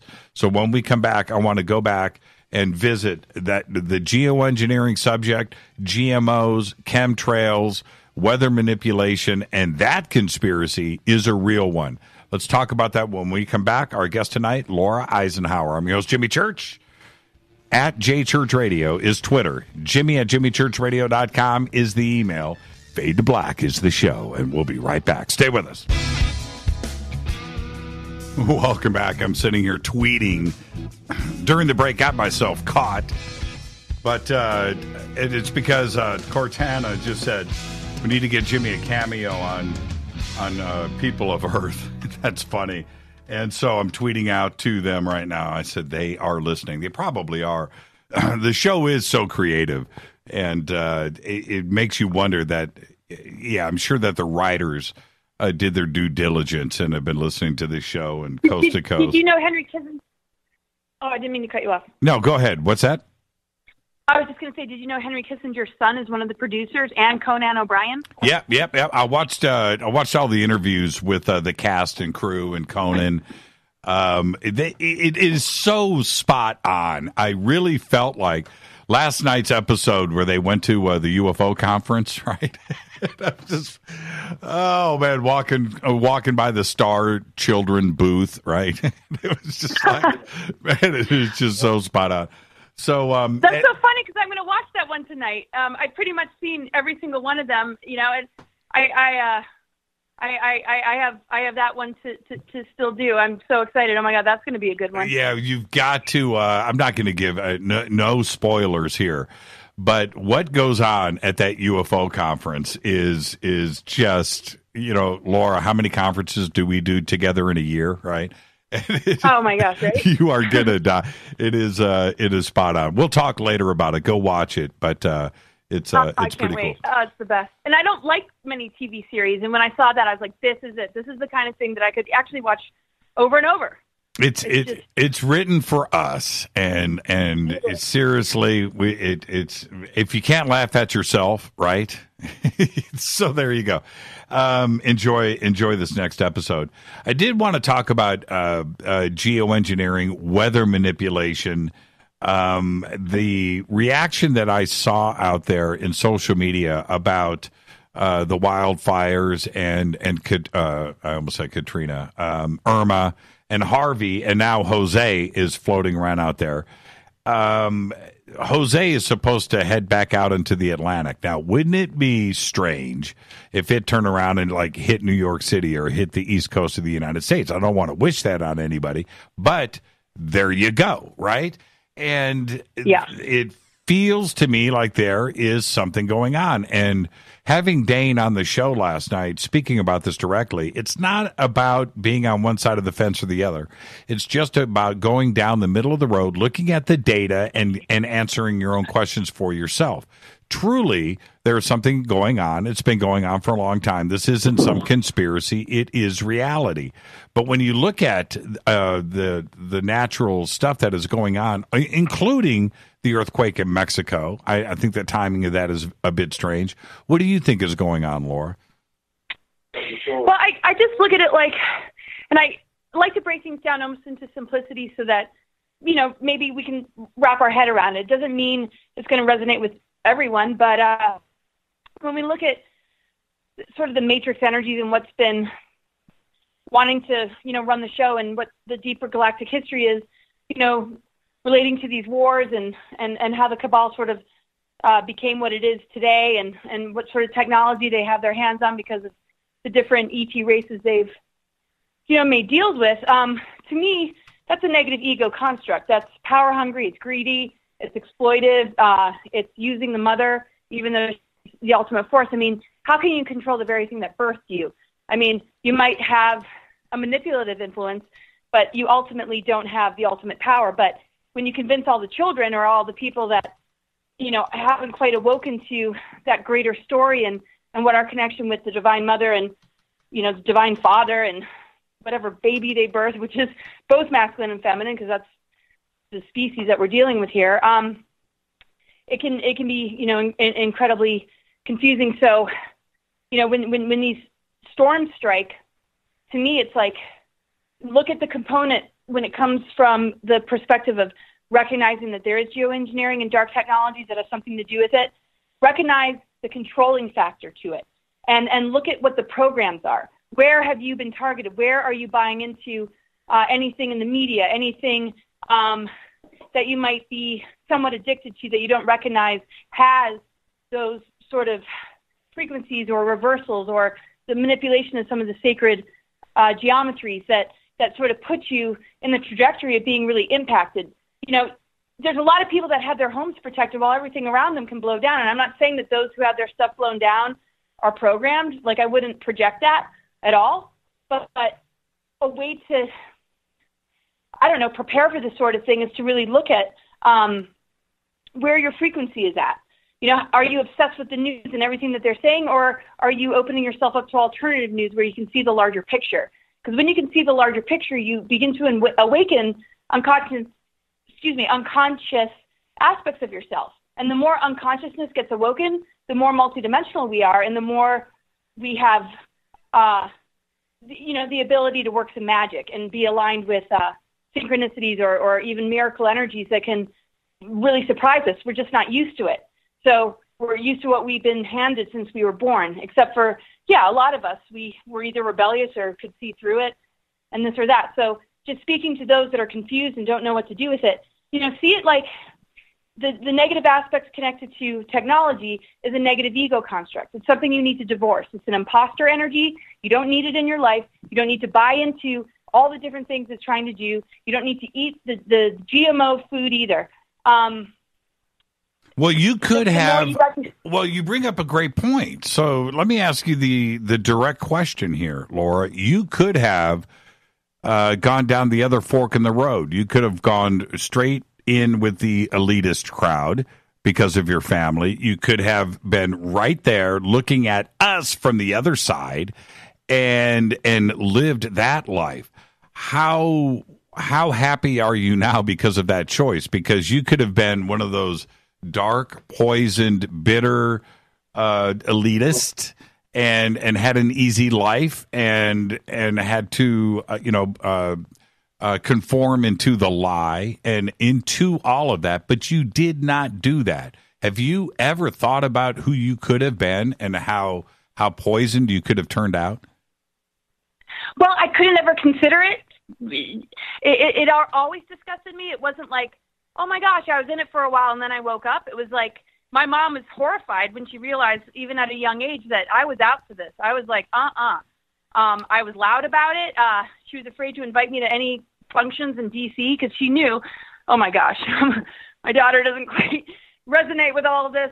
But the thing is, Eisenhower wasn't like that. You know, he was really out for humanity. I mean, he had the greatest intentions. He had a really difficult time, you know, with the revelation of who these people around him were. And I mean, he had 8 heart attacks. We're not sitting on, you know, trust funds. We were not a family. We're simple farmers. I mean, that's more our origins. So it's not really in the family blood anyway to have that perspective, but they wanted to infiltrate the Eisenhowers just like anybody, and use our power or our intention and trick it. Because when I was recruited to go to Mars, it wasn't like, I mean, they had to speak my language a little bit. Oh, this is for your protection. Oh, you know, when you come here, we're going to give you this position and you can be in this leader. And I could just see right through it. So, I mean, I knew that I had to do certain things in order to protect myself because, yes, just like you said, I could have bought into some of their lies and found myself in a really compromised position. But it wouldn't have been one that I would have been proud of. You can't poison me. You can't control me. I made that very clear all throughout my life. But what it could have done is convince me of something if I didn't have the intuition or ability to see through it. It just didn't feel right. So what did I do to prepare myself? I lived in the wilderness for years. I didn't go to school. I just skipped. And, you know, all these things that I carried a bit of a stigma around every once in a while when I was sort of in a, geez, I'm a little lost here. What's going on? Right. You know, I'm being projected that I have all these learning disabilities, and then I'm being yanked into something, and I have to make a big decision that I know will impact, you know, a lot of people, just like, you know, Eisenhower had to deal with. And I'm like, all right, this is a great opportunity to make sure that I really listen to myself. And, you know, when you have kids, it almost, I wouldn't say necessarily makes that inner voice louder, but you're protecting something outside of yourself. So, I mean, that also helped. But there was no whistleblowers I had to refer to and nothing. I mean, and they were just really just trying to make me feel like, oh, yeah, we'll still take care of the earth. Just come to Mars, you know. And I'm like, no, I did my research, and there was a lot of hidden things that I discovered that you couldn't really find on the web. You had to find it through somebody else's story, just mentioning a name. Right. And I spent like 3 weeks, you know, just, and all the people that were a part of the recruitment were associated with these dark technologies, and my labs and MJ12 and looking glass technologies were used in order to try and put me on this timeline. So yeah, when I imagine what could have happened, I would have been devastated. I would have probably, I mean, I wouldn't have been in the program, I can tell you that. But if I wasn't able to see through it, because I said, if you don't go, we're going to take you anyway. I had to really run, and I really had to grab my kids and say, we got to get out of this. And I was just relying on spirit and just, you know, really listening and invoking a lot of protection. And the protection was there because, you know, this was always meant to be. But yeah, if they were able to get away with it, I would have wreaked total. I would have just, you can't even imagine what I've done with them. I mean, and I told them, I said, whatever happens, even if I die, and maybe I do need to, I'm going to reincarnate so much more pissed off than I am today. And, you know, it's not over. Like, you cannot take me. And that's all there is to it. And love is stronger than death. And even worst case scenario, I do die. Oh my God, you guys are toast. Right. You have no idea what I can do from the other side. Do they continue to reach out? You know, that dark side. Do they still reach out to you? Do they try to silence you? Have they told you to, you know, to chill out? Or do they still reach out? Not really. I mean, you know, some people do, and I don't know if they're associated with them. They certainly don't say that they are. I have a feeling that maybe they are, but they don't want to be a part of it, and so they feel kind of drawn to me because there are a lot of people that put attention on me that are connected to those circles. But they seem to be more whistleblower types. At first, for a couple of years, most of the members of the Aviary, which was the group, you know, wanted to present to the public that, oh, everything's fine between us, you know, and they were trying to convince me, like, oh, you know, let's do a video together to just show everybody, you know, and I'm like, no, I don't see where that kind of fits in. I mean, Google the Aviary and the name John Alexander, you'll see a website that came out years after I kind of blew the whistle on them, and somebody did the research that I did, but I couldn't put it all out there completely because, you know, I was pretty vulnerable there with kids, but I put out quite a bit, and I did expose a lot of names. But this website really hit home everything that I thought. And I needed somebody else to do the research because, I can only say enough. And they brought up gang stalking, MyLab, psychotronic weaponry, all sorts of really negative things. And these were the people behind the partners that they set me up with to be bait, to create sort of a love scenario where, oh, this person's my partner and you guys need to go off. And the thing is, they manipulate people into thinking that they're helping humanity. And so just like Phil Schneider and other whistleblowers, they thought that they were in service or doing something positive for humanity. And then they were like, whoa, wait a second. And they're ending, as we know, a lot of people don't survive this level of whistleblowing. I think the reason I've been able to stay alive despite being heavily targeted is because I didn't sign any oath. I wasn't a part of their thing. They kind of came in because the Eisenhowers never bought into the Illuminati. So there's no family oaths or, oh, you're a betrayer. It's more like, okay, how can we target that family and pull one of their people in so that we got them too? Right. And so I recognized that and had to stay real strong because, there could be a lot of weak points at this point because people didn't really understand what Eisenhower was trying to say. They only saw a few of the layers, not all the layers of the military-industrial complex. Very interesting to see you go through that and the tactic of gang stalking. This is what is disturbing to me. There is gang stalking that goes on.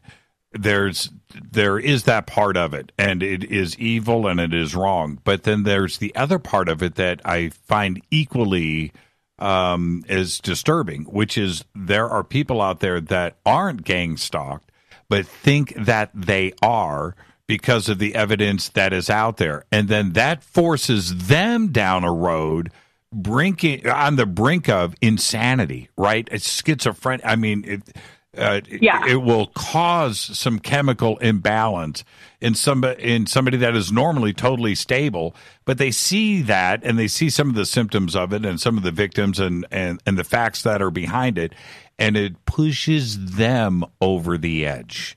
And that is where it is most effective. What do you think is going on with that, and who is doing it? Well, I mean, the whole human race is targeted. So it's to a certain degree, I think in order to wrap your head around the truth, we have to recognize, okay, yeah, there is geoengineering, there's chemtrails, there's chipping, there's our food's tainted, our water's tainted, and there's a general targeting of the whole human race. But when, people start to think, oh my gosh, they're following me or they're onto me, and it's not really happening, to me it's a form of just being traumatized by the fact that any of this stuff really exists. Because I was always coming from the place of, oh, well, yeah, I'm attacked just like anybody else, but this is a call to do more inner work, or probably this is just me, or maybe I just have crappy karma. And I was always looking at myself first before I'd just be like, oh, I'm being attacked, or oh, I'm being targeted. I always wanted to just be like, okay, I just have energy work to do here. And then I was like, wait a second, the more assistance I got, the more people were really able to help me see it. And the more, just going through the experience, because you can't deny it when you're in the experience and you're dealing with the people that are associated with this stuff. I have email proof and I got witnesses, and then I was like, okay, yeah, no, this is majorly a targeting and attack, and it's pre-birth. For other people, I think they recognize the targeting of the whole human race, and it is so disturbing, and it breaks the foundation of everything that you ever invested, maybe your life and intention into, that it's so traumatizing to think that this stuff is going on, that it creates a major chemical imbalance. Just like you said, when you watch the news, you can feel your brain chemistry changing. So when people start to realize, oh my gosh, there's these projects and programs and shadow government and secret space program, and oh my gosh, well, where am I with all that? Even if they're not being directly targeted, it can really undo a person. And that's why we have a huge job when we do these conferences and we're bringing people into it, because we don't want to flip them into this space of, because I have a lot of clients like that. And their charts look incredible. And I'm like, well, does that say everything? I don't necessarily think so. I don't live my life by astrology, but, it's a helpful tool. I just think, I think it's a part of a trauma reaction. It's like seeing everybody cheating on, it's like seeing all your best friends being cheated on by their boyfriends. And then when you get a boyfriend, you're like, oh my God, he's going to cheat on me. It's kind of like, you can't help but think, if this is so rampant, am I invincible? Can I, avoid these sort of things? But for the most part, I think a lot of people that are experiencing it are probably actually experiencing it. But yeah, I agree. I've known a lot that kind of get lost in the panic of it all, and or they don't recognize their own protection, and their mind begins to splinter because it's just too much to bear. I mean, it's unbelievable. Yeah, and the other part of that, when we're talking about the dumbing down of everybody and the influence of things and the power of suggestion and trigger words, this stuff goes on, and not only do some of these agencies realize the power of words or the power of influence, and being able to steer people in certain directions. I got to tell you, the first time I had read about Morgellons, this is years ago, a couple of decades ago, I could barely drive my car, right? It was in my brain, right? I felt things on me, right? I was seeing things, and it was only because I had read it. And right, and it is, and thankfully, I've got a strong brain, and I'm able to just pull back. But it was just the thought of, and that being suggested, that was enough for me to think about it. Now, for those out there that may not be as strong as myself, they can get pushed over the edge with the power of suggestion. Exactly, totally. And I remember when I took microbiology, and it would be like 8 a.m, I was studying these diseases, right? And then I'm reading about the symptoms and, how you can contract it. I'm like, oh my God, all of a sudden, like my arm would start to twitch. Right. Like, oh my gosh. And then I'm like, wow, I have all these diseases. And it took me like 2 years to pull myself out of it. And there wasn't a lot of alternative medicine back then, or it wasn't, around me, but I found the right books, and I studied the I Ching, and I got really metaphysical about it, because I was like, no, come on. You read it and it happened. And that taught me a lot. Now, and also when I was in the wilderness, just how you carry your energy and how nature responds to you. I learned a lot about that too.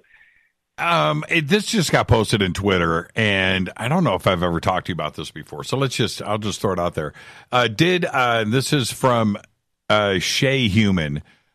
Did President Eisenhower really sell us off to the tall grays in the Greater Treaty? No. I used to actually speak about it because I'm trying to not be biased. I was born into this family to help expose things. That's just one element. But, this is disclosure. So, what better of a family to come into to be able to start to look through all this and get more intimate with it and really see it from the lens of family, while still being willing to do hypnoregression just in case, I am giving everybody the benefit of the doubt, and I don't remember certain things that they might have done to me. I've gone through everything, every analysis, reading, shamanistic, to psychic. I even went to a psychic institute to get to the bottom of it to help me to understand. And then that was sort of mirrored in my research. At first, I was exposing things about, okay, well, he didn't intentionally sell us out if he did, but yes, there were these meetings, and there were these agreements, and, when I have the sense that, okay, this isn't it. If he's the president of not disclosure, but if he's the president that made contact with these beings that were behind sort of selling humanity out, where all of a sudden we're dealing with millions of abductions, I'm like, why does it feel like there's more to the story? And then I researched, and I kind of use my body as sort of a, kinesiology, muscle testing. I sort of gauge it on that, not what I want it to be, because I was speaking out about it, even if it didn't make him look good. But I knew he was compromised and blah, blah, blah. So what I've learned along the way, I don't have absolute proof, though, is, well, Alex Collier, Collier, I can't, sorry if I don't see. Collier, sorry. Yeah. He's a contactee of the Andromedans, and he said it wasn't Eisenhower, it was the moon unit of the NSA, and it used him as a scapegoat. Other whistleblowers have spoken about these things being set up long before he was ever in office. When you look at Truman's administration, MJ-12 was set up, and all these sort of secret groups, and the whole establishment of sort of this American Illuminati involving Nazis from after the war with Project Paperclip and all these other kind of projects, and I could get into detail. I've got majorly detailed presentations on this. Something was already set in motion, right? So how could it possibly be Eisenhower? Now, if you study energeticsynthesis.com website by Lisa Renee, and you Google this stuff, what she says, and her information is probably about as top-notch as you can get. And I was into her work before I hit this information. It was just, she nails the negative ET agenda, and she also understands the guardians and the benevolent forces and the crystal star hosting, the auroras and the aquafarians and all these higher benevolent beings that are assisting us, and also the Gaia-Sophia energy and the stuff that I talk about. I'm just like, yes, yes, yes, yes. And then all of a sudden, I come across information about Churchill, Hitler, and Aleister Crowley. They were the ones that sold us out, and the infiltration set in, and now, we're also in the Second World War dealing with German secret society. So, all this stuff has been underway. And Eisenhower tried to defeat Hitler. He tried to defeat all of this. And then all of a sudden he's in office, and Corey Goode talks about, Admiral, a lot of people talk about this, Michael Salla, the invasion of Antarctica, the Nazi bases, and that they were still trying to win the war after, on a public level, they stated that the war was won. They were still working on this. Eisenhower was met with by valiant Thor and a lot of benevolent forces, he's working with now, and he's still working with us. And, he's devastated because, if you look at the Law of One and you look at these treaties, it says interesting stuff to the point where I even question the Law of One, but they say that they saw him as a very congenial, positive being that wasn't bent on power, and it was a test. And I'm like, okay, I'll even question a document like that until something really hits home. So I pull bits and pieces, and I find that place where I feel something grounded in me, whether it's what I want to hear or not. And my conclusion is that this originated long before him. And when we look at the timelines, this stuff is really old. It begins with the Anunnaki. So did he sell us out? We were invaded way before Eisenhower ever signed a treaty.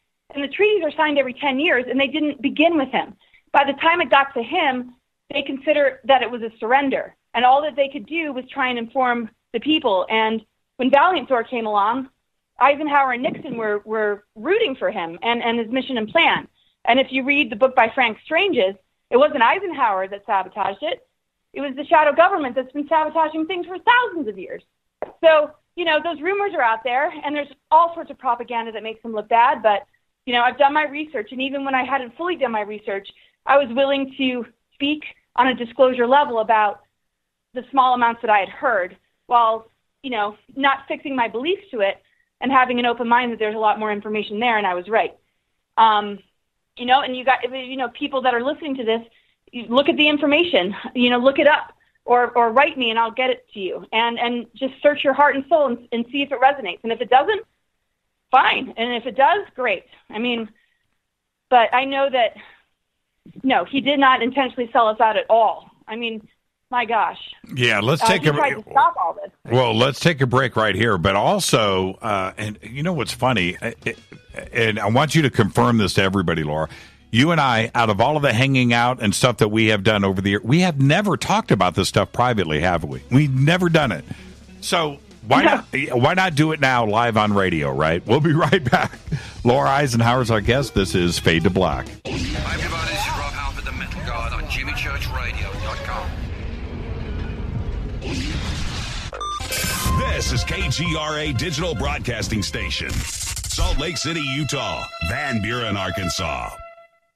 Okay, nurse, let's get this man to the ER stat. Right away, doctor. We see this every day. Heart attack or angina pain due to blocked and clogged arteries. Chelation can remove obstructions or blockages from arteries and help avoid painful and expensive surgery. Now there's Angioprim. It's a liquid oral chelation product that you take with juice. You start to feel the results fast. Angioprim increases blood flow all over the body, and that means more energy and strength to take on the day with less aches and pains. 60 years of research has gone into chelation, and Angioprim is the result. A safe and easy way to unblock your veins and arteries from buildup that slow circulation. Paging Dr. Jones. Please report to the emergency room right away. Log on now for a special radio offer from Angioprim. That's angioprim.com/radio. ANGIOPRIM. Angioprim.com/radio or call 877-882-7221. That's 877-882-7221. So, you love talk radio? Then you'll love TalkStreamLive.com. TalkStream Live is always on, 24/7 with the best streaming talk shows. Find your favorite talkers and discover some new ones. It's free, readily available online or on any smartphone or tablet. Finding your favorite talk shows all in one place has gotten a whole lot easier. Just go to TalkStreamLive.com. Be sure to download the free apps from Google Play or the iTunes App Store. Your contact for current news and trending topics. KGRAradio.com. Do you worry a lot? If you're forgetful, nervous, moody, or overwhelmed, chances are you're not protecting yourself from the ravaging effects of stress and anxiety. No matter the cause, ongoing stress and elevated levels of the stress hormone cortisol can rob your memory, your health, your quality of life, and your future. Now you can combat the effects of stress and anxiety while improving your memory and recall at the same time with the dietary supplement Calm and Clever. Studies show that the ingredients in Calm and Clever reduce cortisol by as much as 30% in as little as 1 to 2 weeks and increase your ability to recall facts, names, and numbers in 4 to 12 weeks. Calm and Clever was created by scientist Kurt Hendricks, a principal investigator in 2 NIH-funded studies on Alzheimer's disease. Try Calm and Clever for 2 months. You'll feel the difference. Call 1-800-758-8746 or go to calmandclever.com. Did you know that when you're on the road with limited data or Wi-Fi available, you can still listen to every minute of Fade to Black by just calling 605-562-4482. No smartphone, app, or internet needed. It saves your data plan and no extra cost if you have unlimited minutes. Just call 605-562-4482. You can listen to me, Jimmy Church, on any phone, anytime, anywhere. Go Beckley Tappy.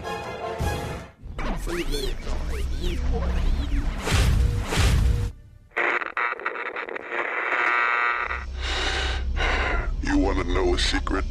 I love ponies. I really love ponies. I'm serious.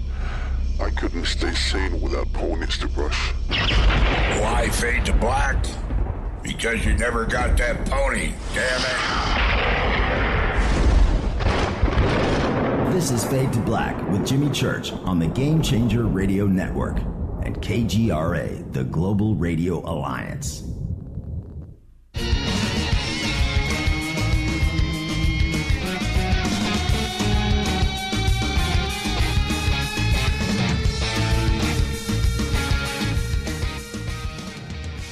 Welcome back, Fade to Black. Our guest tonight, Laura Eisenhower.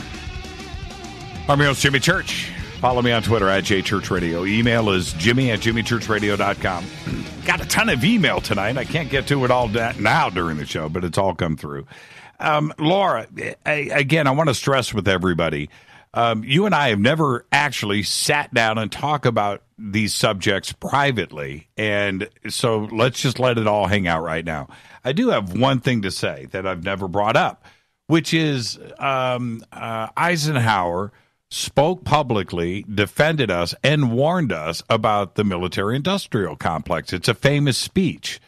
Warning unheeded. Nobody did anything about it.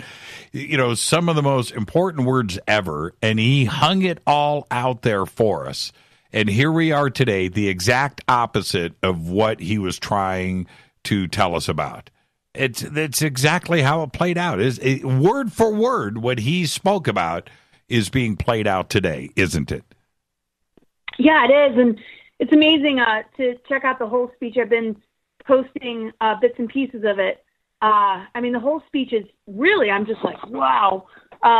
You can really feel the sincerity, you know, and you can sort of tell the difference between that kind of speech and maybe something from George Bush or somebody else like Hillary Clinton, who's not really, I mean, because it was very painful for him when he left office. I mean, it was crushing. You don't, I mean, what is 8 heart attacks? My gosh, that's not somebody who's bent on power, who's happy that, you know, these scenarios are playing themselves out with you know, gray alien abductions and reptilian agendas, that's for sure. But yeah, no, it's very interesting. I mean, I read it and it always chokes me up. And, you know, he and this is what I love about what I know him and I both stand for, I mean, we're a family to the whole human race. We're not some exclusive family like, oh, here are the Einstein. It's like, no, it's like our arms are around everyone, and we're all in this together. And what was he warning? What Yeah. What do you think the warning was? Oh, geez. Well, a lot about New World Order. A lot about, well, you know, there's hidden aspects of this that you're not going to get in your history books. And I mean, on the surface levels, it has a lot to do with all the money being spent on military and weapons and just keeping sort of that war mentality alive. And even there's a quote from him about how that bomb never needed to be dropped on Japan. And, you know, his never liked war. And being in a war zone is, anyway, I'm going off on a tangent. But, you know, there's so many layers to it. So I think a huge layer is also the secret space program, and how this is like a virus that's pretty much attacked every sector of life.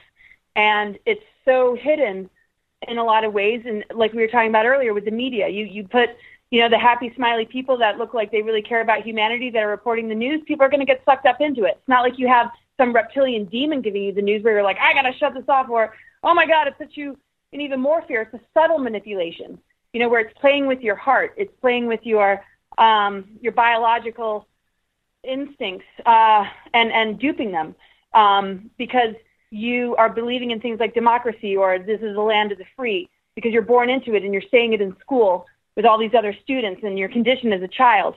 So, you know, what are the hidden layers? That there's another power. There's a darker power that's overtaking everything.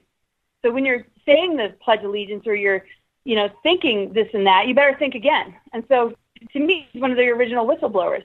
And yeah, he hated war too. And people don't realize he was German. Everybody, well, not everybody, sorry. If you look at a lot of information out there, it's like, oh, he was a Swedish Jew. And there's nothing, I have nothing against Jews. Yes, there's a gangster Jew Zionist conspiracy and this and that, but oh my gosh, that was a major important root race connected to the Hebrews. But the thing is, it's not accurate. So it's not that there's a problem with what they're calling him. It's just, that's not even the truth. You know, it's a German name, and they were connected to just the land. And the only religion anybody in the family was ever connected with was the Anabaptists. And I think they were kind of like the Amish or something. Right. I want to open. You want to take some phone calls, Laura? Absolutely, sure. Okay, 323-825-5045. I'm going to open up that phone bank now for Laura. And also, what was really fascinating about that period, you had Eisenhower speaking out about this, and then Kennedy absolutely spoke about the very same warnings. And it's like history wants to look back at both of those speeches as almost being cute. You know, here these guys were going out, they warned us about this stuff, but nobody did anything about it. You know, and that's the fascinating part for me about both of those speeches. We had the President of the United States coming out speaking very directly about the military-industrial complex, shadow governments, the deep state, the Illuminati, secret arrangements, secret handshakes, things that we will never know about in the public. And they were warning us about this. Nothing done. Absolutely nothing done. And almost a tinfoil hat aspect put on to both of those speeches. And I find that fascinating. And here we are today living what they were speaking about. Right. And, you know, Kennedy was briefed and he was ready to expose more. And the thing is, if you look under Illuminati family names, Kennedy is listed. And the reason he was probably assassinated, because this is what happens when you're a part of that alliance and you step away from it. That's right. And I think the reason that we weren't or aren't getting assassinated is because we were never in that. And I'm not saying it makes us better. I mean, it takes so much to be born into it and to have a strong voice like Kennedy had. I mean, that takes more strength than we can possibly imagine. But yeah, no, it's interesting. And yeah, here we are today, and we've had the Bush dynasty and the Clinton dynasty, like dry heat. Well done. Dry heave. All right, let's go to the phones. Hi, you're live on Fade to Black. Who's calling? Hi, it's Bill over in Missouri. Hey, Bill in Missouri. What do you have for Laura? Well, those of us who are aware of what's going on and not under the mind control of the mainstream programming, how could we not just do a go Beckley Tepe occasionally? How could we not? Yeah, I agree with that. How do you handle? How do you deal with all this? Yeah, absolutely. Yeah, Bill. It's really mind-bending. It's mind-bending information. It is. And what's really mind-bending is the lies they want us to believe. So, Laura, what? And thank you for the phone call, Bill. What Bill is saying is, how come we're being driven to drink? Obviously, what go back. Oh my God! I can't believe you just said that, because Kevin and I are going to really try and stop drinking, because we were just like, oh my God, bring on the beers. This is just crazy. And I've always kind of been like that, and I got to keep it in check. I got to admit that. Yeah, well, watch People of Earth. You got to have a laugh at it. There's a lot more out there than we can imagine that's benevolent. And this is a divine planet. It's seeded with a 13-dimensional core. It's an incredible, divine, amazing planet to be on. And it's been, attacked and infiltrated. But the thing is, how do you break that infiltration? We could get so immersed in the details of it all that we just want to drink constantly, or we can just say, okay, well, let's look at it more metaphorically. It's like fleas on Mother Earth's back, and we just need to find the most holistic ointment to put on ourselves in order to eradicate it and create a global exorcism.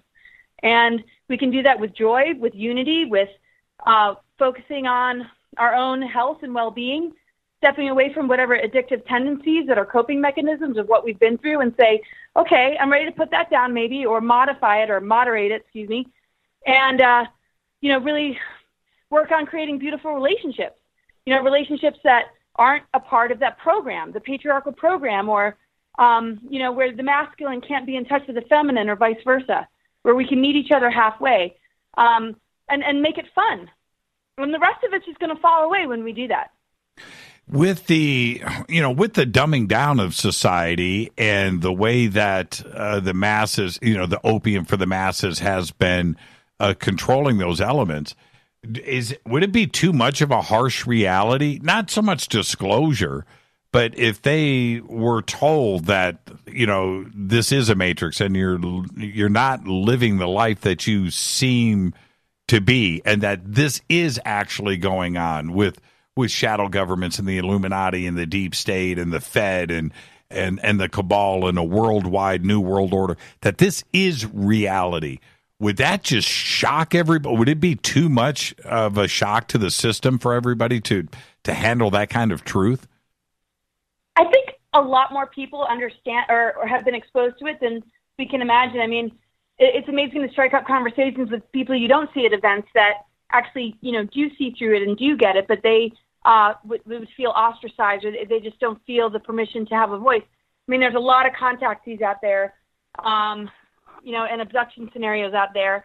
And that's why that show is so great, because it kind of lightens the intensity of it all. But then there's a huge portion of the population that has no clue and can't even wrap their head around it. And yeah, if you were to tell them that, again, it's what kind of angle can we, or how can we penetrate them with this sort of information?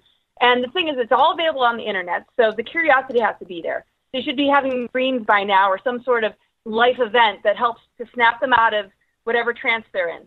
Hopefully they set that up for themselves. And if they haven't, they manifested us to, if they're exposed to our information, they manifested that for a reason, to hear what we have to say.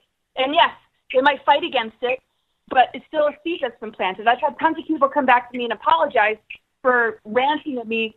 Oh, sorry, are you talking? No, I brought in a phone call, but something's going on with the line. Let me see if I can fix it. Yeah, you need to turn me down in the background. Turn it off in the background. Yes. Yeah, can you hear me? Okay, we got you really loud and clear. Okay, who's calling? Okay. Okay, great. Yeah. First of all, Jimmy, I'd just like to thank you. Big fan of your radio show, and like to thank you as well, Laura. I've listened to you a lot, and can't tell you what a difference you guys have made. And I guess my question for you, Laura, is, we're creator beings, and we're creating our own reality in many ways. And so are we actually creating, and I'm talking about we, not just the unawakened masses, but all of us, are we actually creating the cabal? Are we, through our fear and resistance, are we adding to this weather manipulation, to the DARPA, to the negative reptilian agenda, that sort of thing? And if so, what, how can we turn this to a positive? Yeah, that's two great questions, Laura. Yeah, well, when we look at just the origins of it all, I mean, we all come from source. We're all part of this greater story. So when in a free will universe, the masculine and feminine differentiated, and a dark element came out of all that called the negative ego, that presented itself as a false light energy that rebelled against everything that was its source. And it invited in warring races from other universes that influenced, that were actually used by some of the fallen aspects of that original rebellion. So this is all in our soul architecture. We have to recognize that we have Lucifer, Satan, even that energy. I mean, I'm not saying that it's acted upon, but we have access to it. But most of the darker, I don't want to say Satan, I'll say devil, because that's in the Tarot. Satan's kind of a whole other world. But the history is really complex, because we used to be in alignment with the Andromedan galaxy, and now we're coming back into alignment during this ascension window period, which is going to open us up to the 7 higher heavens, which is going to activate abilities we can't even imagine. So transhumanism comes along in order to deter us from that, because if we were to enter that zone, then these dark elements wouldn't exist, because we brought together the unity. The only reason these warring races exist is because of the imbalance. Because when the masculine and feminine differentiated, and this negative ego sort of archetype stepped forward, and all these beings started to align with it, and the manipulation of the humans started to happen through hybridization and false belief systems and imposters posing as spiritual beings, or false channeling, but it originated in things like false religions of patriarchal gods. I don't want to make it all sound kind of like a jumble, but just getting back to what you were saying, how do we get over it? We got to recognize that we got to reconcile these archetypal forces that we inherited within ourselves. And the more each of us takes a stand to sort of reconcile how they play out within us, then we do disempower things like the cabal, because the cabal is only in power as long as we give it power. But the thing is, it's been hiding, but it's also hiding in plain sight. I mean, it's obvious. It's on the dollar bill. It's, in symbolism everywhere, in architecture. It's the way cities are even built in order to counteract the natural energy flow of the grid. So when we can accept the fact that these things exist, we can accept our own negative ego and how it's bought into it. And when we can accept that, we can begin to purify it. And it's not about getting rid of ego. It's about aligning it with true source and our divine energy, so that it can be a power source, so that our ego can represent the greatest aspects of ourselves, and we can generate that into our environment. And then our human vessel begins to upgrade, and we begin to experience things like, oh yeah, what was that word? Merkaba? Sorry, potato. So yeah, it is us. But again, because we keep reincarnating and taking new bodies, it feels like it's sort of foreign to us, just like aliens. But when we step out of the incarnation cycle that we're in, and we look at ourselves in the larger picture, the higher benevolent beings are connected to our higher self, and these lower entities are connected to our weakened ego, or I wouldn't say weakened, but our programmed ego that has become immersed in the matrix conditioning. And we can stop the cabal when we stop feeding it, and we stop empowering it, and we stop enabling it. And part of enabling it is either fearing the things that they're shoving down our throat, or believing it is just a human condition and there's nothing more to us. What was your name? This is Alex from Cincinnati. Yeah, I appreciate that very, very much. Yeah, I kind of struggle with this sort of whole duality issue too. With can we also step out of this duality and stop feeding the I don't want to say evil, but more the negativity. If source is divine and there really is no duality, can we transcend that as well? Yeah. Yes, very much so. We have galactic chakras that are above our seventh chakra. Well, they're actually in places that we wouldn't even imagine. Okay, so Sun moved into Ophiuchus in 2010, so we're dealing with a 13th sign activation. Now, when we look at all these zodiac signs, we have to understand that it correlates with our 12-strand DNA. Now you add the 13th, which is connection to the mother. Connection to the mother then leads to the 14, which is connected to it's sort of twin flame, I guess you could say, in the cosmos, which is Osiris-Orion. That resolves the Orion Wars, which came about due to just weird family dynamics in a free will universe trying to figure itself out. So we've been in sort of this rehabilitation as a human race because we each carry different aspects of these archetypes that we feel more aligned with. And as we sort of come together and recognize unity consciousness, we begin to not only, because the base point has to be that we reconcile it from within, we begin to come together and we relate to each other in new ways. We also help to wake people up that have been immersed in some of these projects and programs that they don't really want to be in. So it's called polarity integration and monadic integration. And when you start to go into the 8th, 9th, 10th, 11th, and 12th chakra, the 7th and 8th is actually the infinity spiral around your head. So when you activate those chakras, which all of us have, you're beginning to advance your human vessel into a vibration of infiniteness. And then when you go into 10, 11, 12, you begin to go into avatar consciousness, which is connected to the Lyran system that originally got attacked by the reptilians. So when you can bring yourself back into that after surviving a planet that's been infiltrated by those beings, then you've won. And so the war is won within. And I say that a lot. And how do you get to that point? Well, a spiritual path is not necessarily all like lotus position and love and light. You got to go into the shadow. You got to understand the attacks. You got to neutralize the implants. You got to be just aware of the different things that are being targeted. You got to open your eyes to a much bigger picture than, I'm meditating and now I don't want to anymore, because you don't recognize the reason that something's trying to pull you up is because somebody doesn't want you, or beings out there in negative control agendas don't want you to move beyond the 7th chakra, because then they lose a grip on you. Once you get into the infinity spiral, it's like you don't have vampires on you anymore. You don't have negative entities. You're not in a program anymore. And so you got to push through those psychic attacks, work with essential oils, take Epsom salt baths, just connect with nature, walk outside barefoot, and laugh as much as you can. And that's why that show is such a gift. I know, right? Let's go back to the phones. We've got time for one more phone call before the break. Hi, you're live on Fade to Black. Who's calling? Hi, this is Mark calling from San Miguel de Allende, Mexico. Hi, Mark from I can't say that city, Mexico. How are you tonight? What have you got for Laura? I'm good, man. Thank you. Laura, I want to acknowledge you for your grandfather must be so proud of you. I'm 69 years old, and I grew up with your dad, your grandfather, and Jack Kennedy. And I wanted to ask you, do you know anything about their relationship? Did they have a relationship? In my own head, I imagine that they were friends and relied on each other. What could you tell us about that? Kennedy and Eisenhower's relationship? Yeah. And well, Jack would have been a senator during the Eisenhower administration, so I suppose they must have had a relationship, right? Yeah, yeah, completely. I mean, they were definitely holding a similar intention. And hold on, Mark. Let her answer. Yeah. Oh, sorry. Go ahead, Laura. Okay. Yeah. Well, see, the thing is, I never got a chance to meet Eisenhower. He's been a strong spirit guide.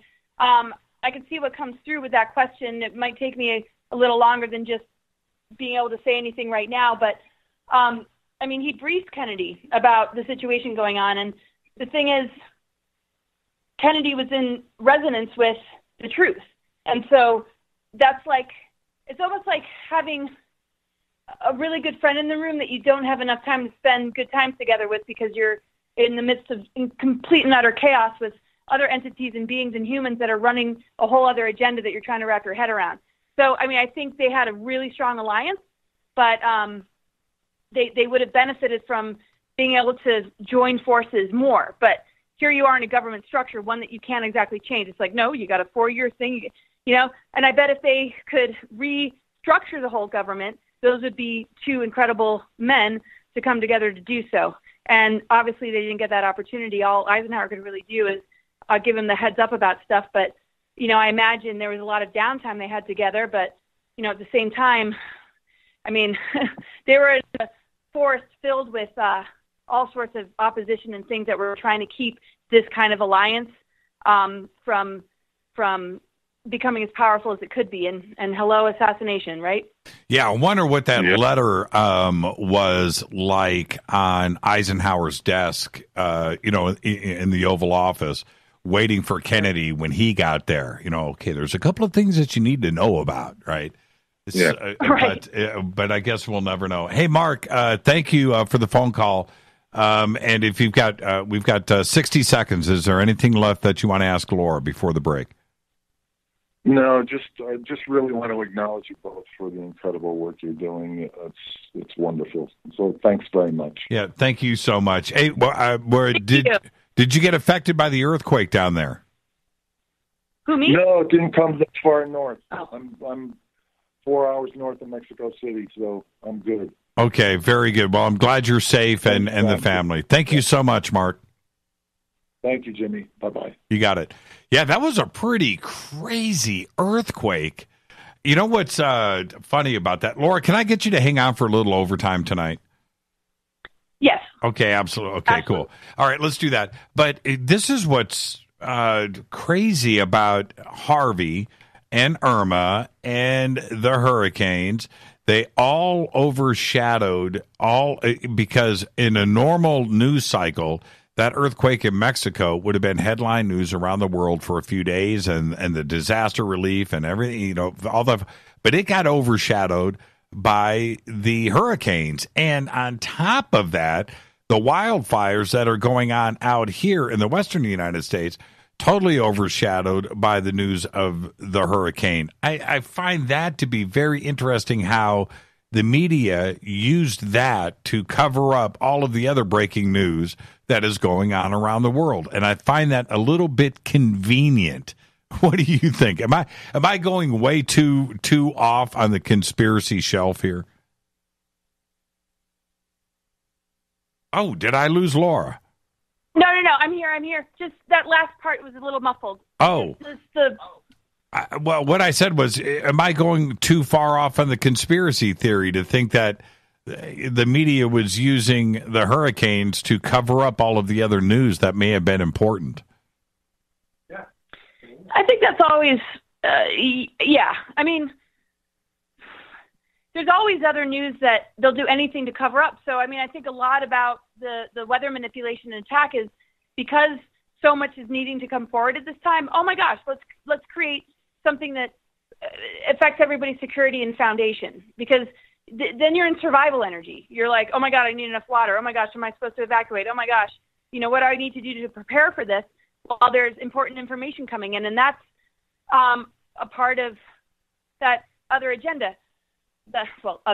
These dark agendas. I mean, they've been spraying our skies for so many years. Of course they can manipulate weather at this point. Their target date was around this time, exactly. And the other information coming in is so liberating that the only thing they have left is to work with weather and control weather. But if you can control weather, it means that you're controlling us. If we could allow ourselves not to be controlled, it wouldn't affect our weather. It would neutralize it. But the thing is, the Earth responds to us in this density. So the Earth is showing us something that we need to see to learn and grow. And so if the weather is being controlled, we're being controlled. The minute we're not controlled, we're going to be ascending. And it's not that we're floating off into some other place. It's a very grounded experience because it relates to an ascension seed that was put into this planet. This planet is meant to be a planet of ascension. A diamond heart energy exists within the Earth that just got grounded in around 2009, between 2009 and 2012, and it took over the timeline hosting of the Melchizedek that turned patriarchal. That's why some of the energies we see in these religions have been so confusing for people. When we're trying to understand the concept of God, there was imposters that, shifted all those great teachings, connected to alchemy, inner alchemy, how to, really be connected with the mother. The mothers, they've taught people to negate and exile the divine feminine and create a programmed version of the feminine. And the actual 13th seed or 13th dimensional energies hasn't been able to be grounded into the planet because of all these dark ages. We got to take a break right here, hard network break. So let's do that now, and we'll do a little bit of overtime. Our guest tonight is Laura Eisenhower, and if you're on hold, stay right there, and we'll squeeze in a couple of more phone calls after the break too as well. This is Fade to Black. I'm your host, Jimmy Church, on the Game Changer Network and KGRA, The Planet. We'll be right back.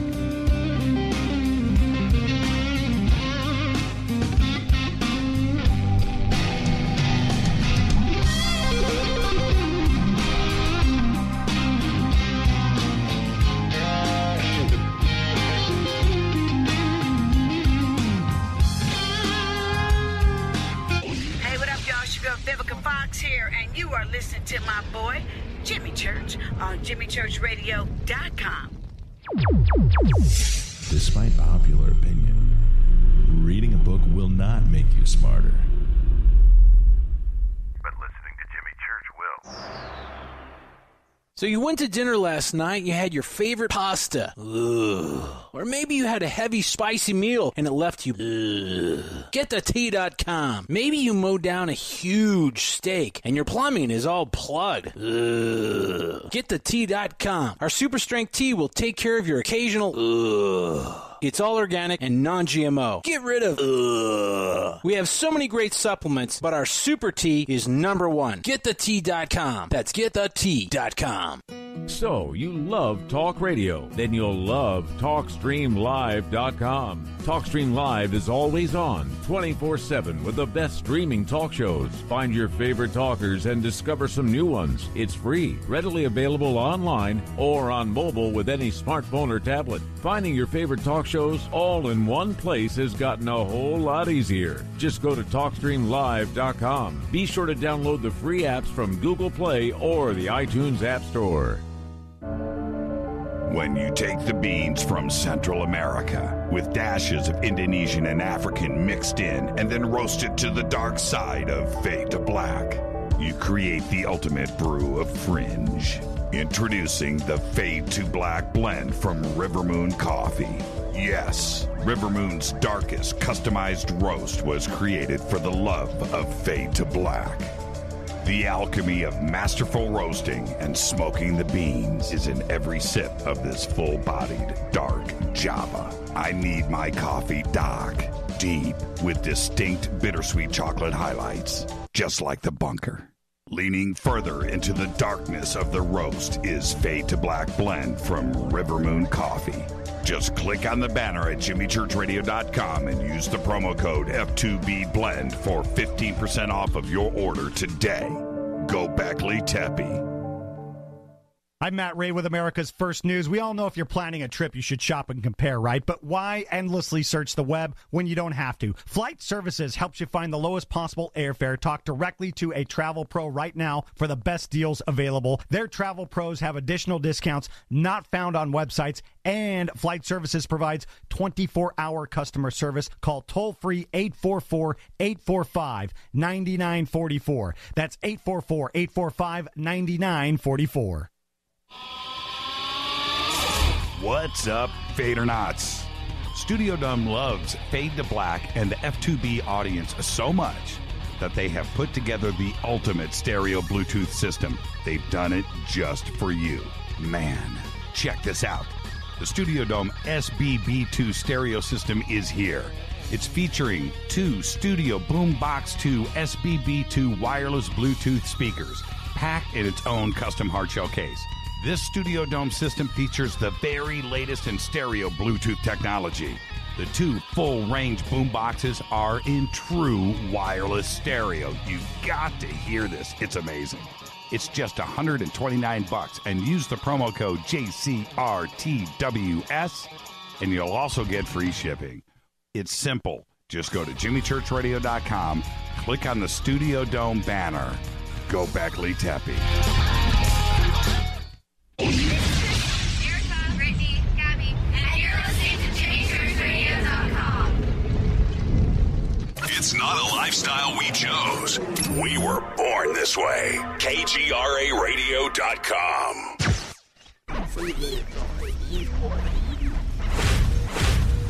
This is KJCR at jimmychurchradio.com.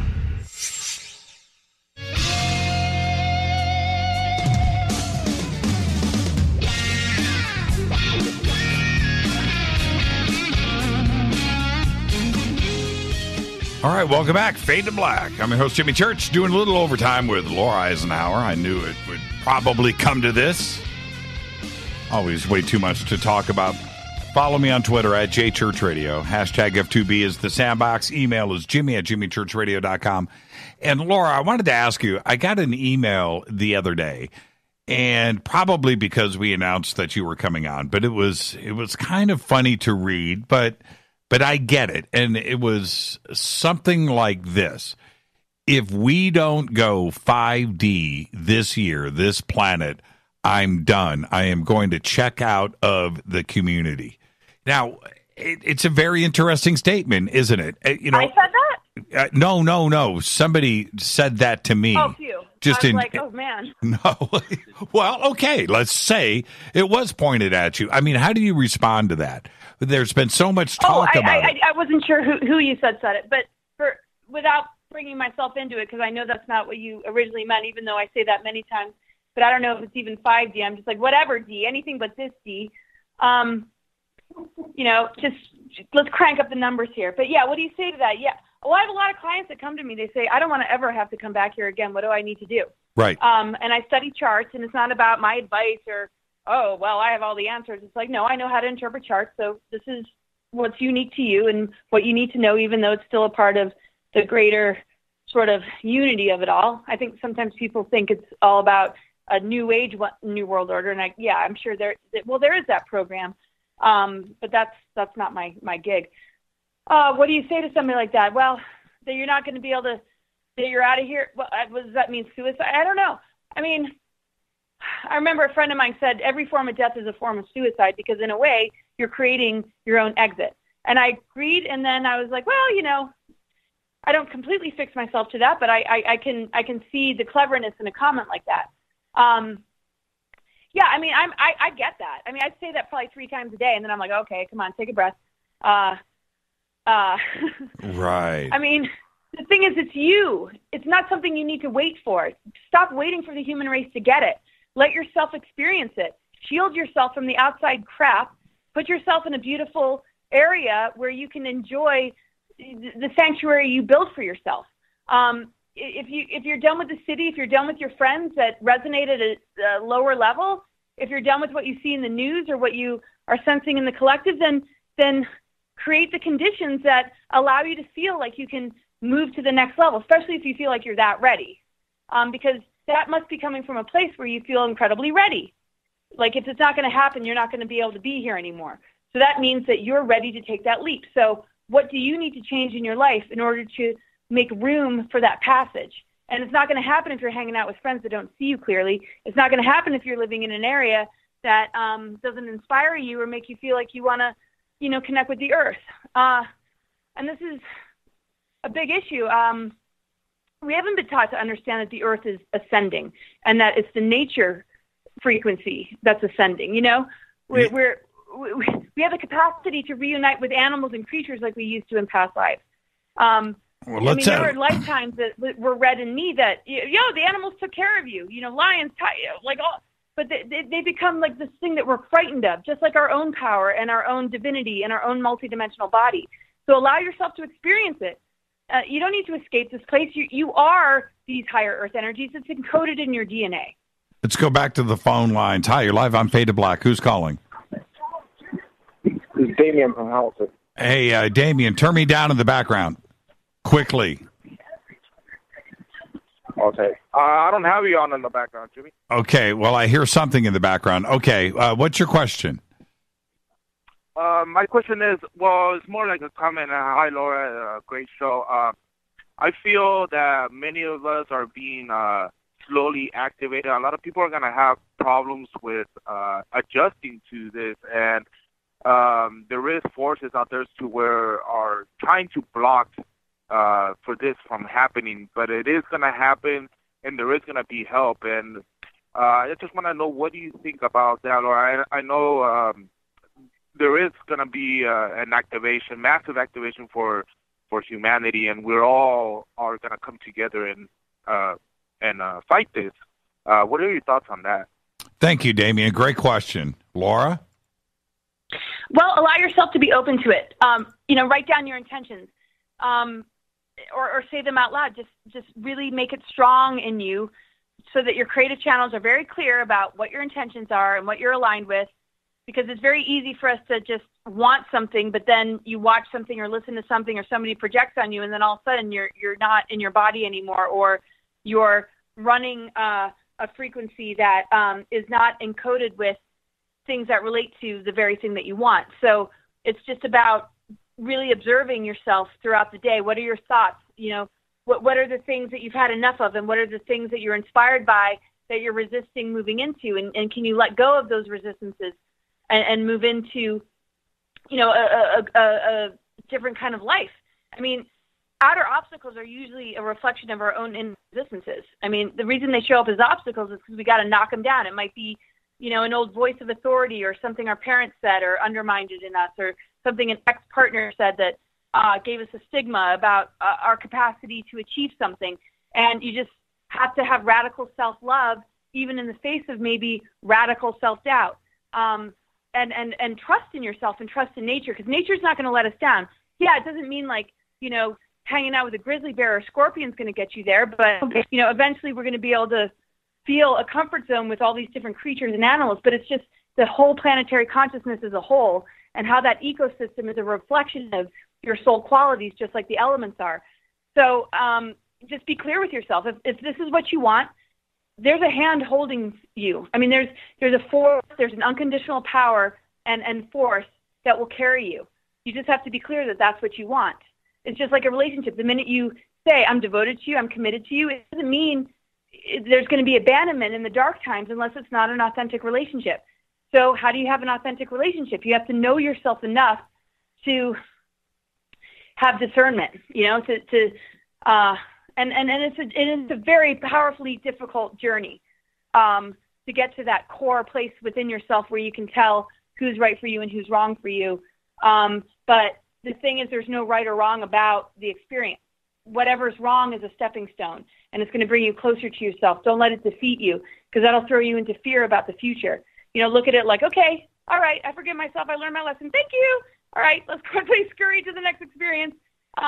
Yeah. But, embrace whatever process you need to go through, because it's all organic. So this isn't anything you don't already know. It's ingrained in you. Allow yourself to just be yourself, and then you'll be guided, especially if you hold this intention. Discernment, the new D word, right? Let's go back to the phones. Hi, you're live on Faded Black. Who's calling? It's Eric. Hey, Eric, how are you?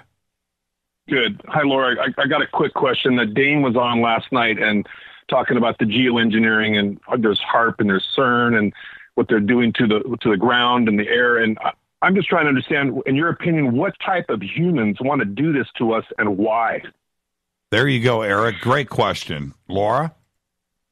Think of the worst control freak you can ever imagine. It's like, okay, these warring races are not really compatible with us as humans, which are divine, and we were created with really advanced DNA.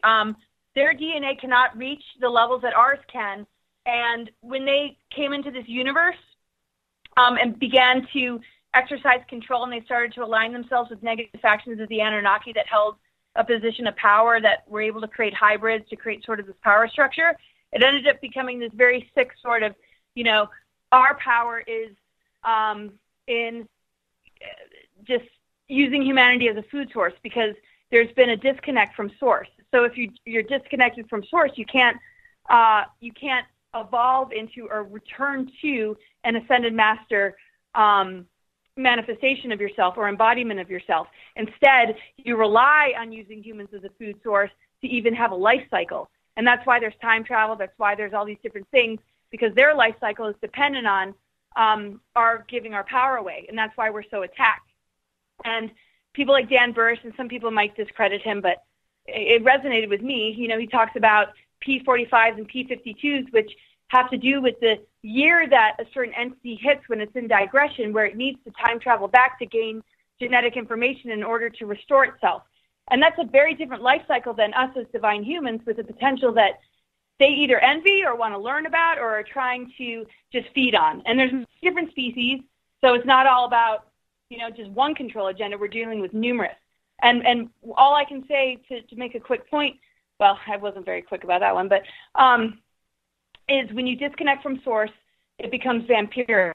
And when you're not in alignment with the trajectory that the divine has for a species of people, and you end up in this universe, you'll do all you can to manipulate it in order to rule it or to take it with you in order to maybe even return home. I don't know. I haven't explored that one too much, but you just have to look at it like, look at the people in your life and look at maybe criminals. You know, why did they do what they do? There's a history there. They might feel some level of revenge, some of them. It's a very complex galactic history. It takes top therapists on a galactic level to even be able to... Right. Yeah, it's very intense. Let's go back to the phones. We'll make this the last phone call of the night. Hi, you're live on Fade to Black. Who's calling? Hey, Jimmy. Hey, it's Josh over North Carolina. Hey, Josh in North Carolina. What do you got for Laura tonight, Josh? Hey, Laura, what's going on? Hey, I just had a real quick question. Wondering, do you ever get, like, I'm sure this has been discussed in the past, I just hadn't heard it personally. Do you ever get, like, visits from shadow people at all? Anything like that ever happen? I mean, I think it's always sort of there just as much as the light is, because when we think about archons, we got to think there's archangels and archdemons, and then we look at the word archons. What does archons mean? Archons means rulers. And rulers can be benevolent, rulers can be sort of negative. So I always sort of feel, you know, kind of those cartoons where you have the devil on one side and the angel on the other. Well, I always feel kind of both energies around me, and I always work to sort of integrate them, to blend their energies so that I'm not being controlled by either one. Instead, I'm understanding that those forces exist within me. And if I can embrace my own darkness and the things that want to lead me astray, but I also embrace my own higher consciousness and making wise decisions, and I bring those two forces together, then the power of birthing is there, because true darkness is the womb, where the higher seeds of consciousness are like, you know, this is what conception is. But when we are in that duality game, then we're making choices. Is it light? Is it dark? Am I going to do something terrible or evil, or am I just going to be the good girl? It's like, well, why don't we look at both and drop the stigmas or the stereotypes or the influences that they might hold over any thought form you have, and step into full sovereignty and recognize the true polarity integration of your own inner light and dark and masculine and feminine. And then those shadow things and even those light beings that, you know, might have their own agenda sort of fall away, and you recognize, oh my God, that was me all along. And I don't need to be divided. I can stand in union with all aspects of all that I am. Wow, Josh, that was pretty heavy, huh? No kidding. Yeah, no kidding. Hey, Josh. Josh, enjoy after that answer. Enjoy the rest of your evening, man. We'll see you tomorrow night on the show. All right, sounds good, Jimmy. Yeah, thank you so much. See you, Laura. Oh, sorry about that, Josh. He said goodnight to me, and I cut him off. He said goodnight to you, Laura. You want to take one more phone call? Sure. You know what? I just closed the phone bank down. Okay. I wanted to, well, let me extend thanks for the overtime tonight. But when he is referring to, I wanted to jump in and say, have you, though, experienced that directly? Have you had that entity or that being, whatever it may be, show up in your room in the middle of the night? Have you actually had that experience? When I was younger, yeah, I was being prepared by these light beings for this shift time, but I was always dealing with most of the shadow or dark energies that were channeling through people. I never had any, or I even in hypnoregression had any real negative encounters, but at the same time, just like a lot of people, I wake up with strange marks on my body, and I think I shut a lot of that down, even though I'm a clear seer in a lot of ways. It might just get me too much wrapped up in what they want me to be concerned about. It's more like, oh, what the hell is that? I don't know. I wake up with the worst morning hair. I'm like, what the hell did I do in the astral last night? But I don't know, like, yeah, I mean, I haven't had such a visceral one where I'm like, oh my gosh, I can describe every feature. But I deal with so many clients that have these experiences that I feel incredibly familiar with them, where I'm interfacing with them through other people's experience. But I have had legitimate visceral experiences with light beings that help prepare me for this window period and what my role would be and kind of what to watch out for to sort of ingrain it in me. And then they're like, well, the message I got was we got to kind of leave you alone. It's not that you don't need us, but you don't want to rely on us, because if you start seeing us, you might not develop the strength that you need in order to help us through this passage. And for other people, it's important, and it is no lesser of a experience, but it's not quite the recipe for me until maybe a little later I'll start to see them again. But, I'm aware of them. I can see them sort of clairvoyantly. And again, I see them through my clients, and also they channel through different beings that want to attack me in human form. Weakened individuals that aren't really in integrity, that want to get into my world. That's where I see them, and I almost see the human being almost the same like we see in people of Earth. It's like, oh, you're a human sort of reptilian, but a reptilian without some sort of human to work through. I don't have many memories of that except for through clients. I want to thank you, Laura. I needed to be grounded tonight. So did the audience, and you did just that. Thank you so much. And I know Kevin's right there. Give him our best, too, as well. And we'll see you out there soon, and we'll get you back on the show as soon as we can. Are you going to be speaking anywhere soon? Yeah, are you going to be speaking anywhere?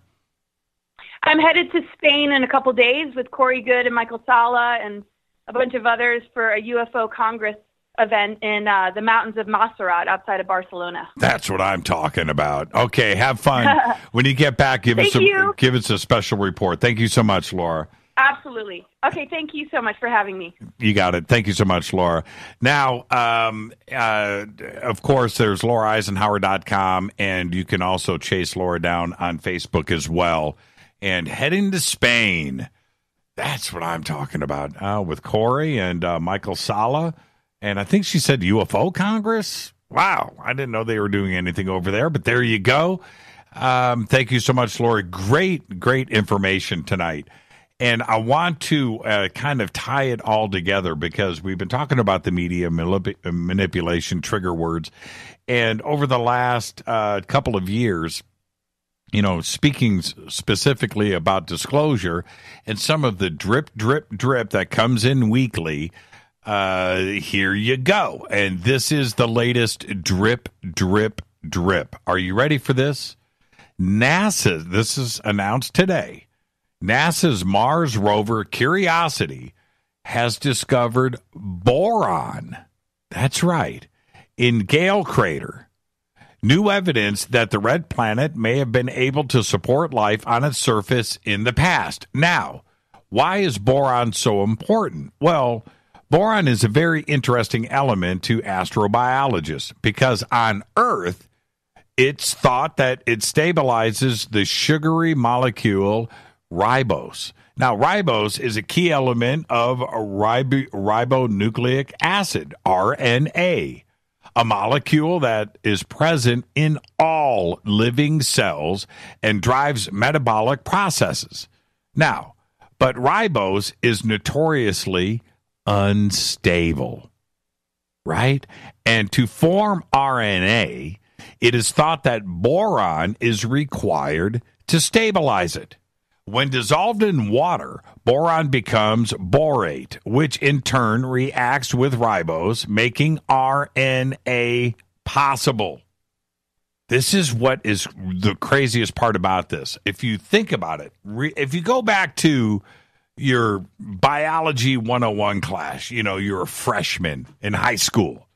your first biology class, you know that the earliest proto-life on Earth emerged from an RNA world. It's what we were taught, where individual RNA strands containing genetic information had the ability to copy themselves. It's biology 101. The replication of information is one of the key requirements for all basic life-like systems. So, if life was ever on Mars, if life is currently on Mars, you need boron to make it all work. And the fact that they are revealing that boron was found in the Gale crater is another part of the drip, drip, drip. Think about this for a second. It is a fascinating press release. I mean, I can't express it any more than that. If you put everything together, over the last 2 or 3 years, the weekly press releases that are announcing this, you know, if you go back 40, 50, 60 years where there were no exoplanets, we were alone in the universe, and that's it, and it's lonely out there. It's just us. To what they are suggesting today on a weekly basis, not only life within our own solar system, right? Europa, Enceladus, Mars, right? That's one aspect. And then spin it all in together. What's going on out there in the universe and the exoplanets and fast radio bursts, alien megastructures, right? Think about that for a second. Absolutely fascinating. Now, I want to remind everybody, tomorrow night, Scott Wolter is going to be here. And what we're going to be talking about tomorrow is one of the heaviest subjects out there. And that is the history of the Templar, the Knights Templar. What did they know? What did they do around the world? And their history with the United States. Tomorrow night with Scott, we've got some new information out there. And some of it is published in his latest book. And we're going to go through that too as well.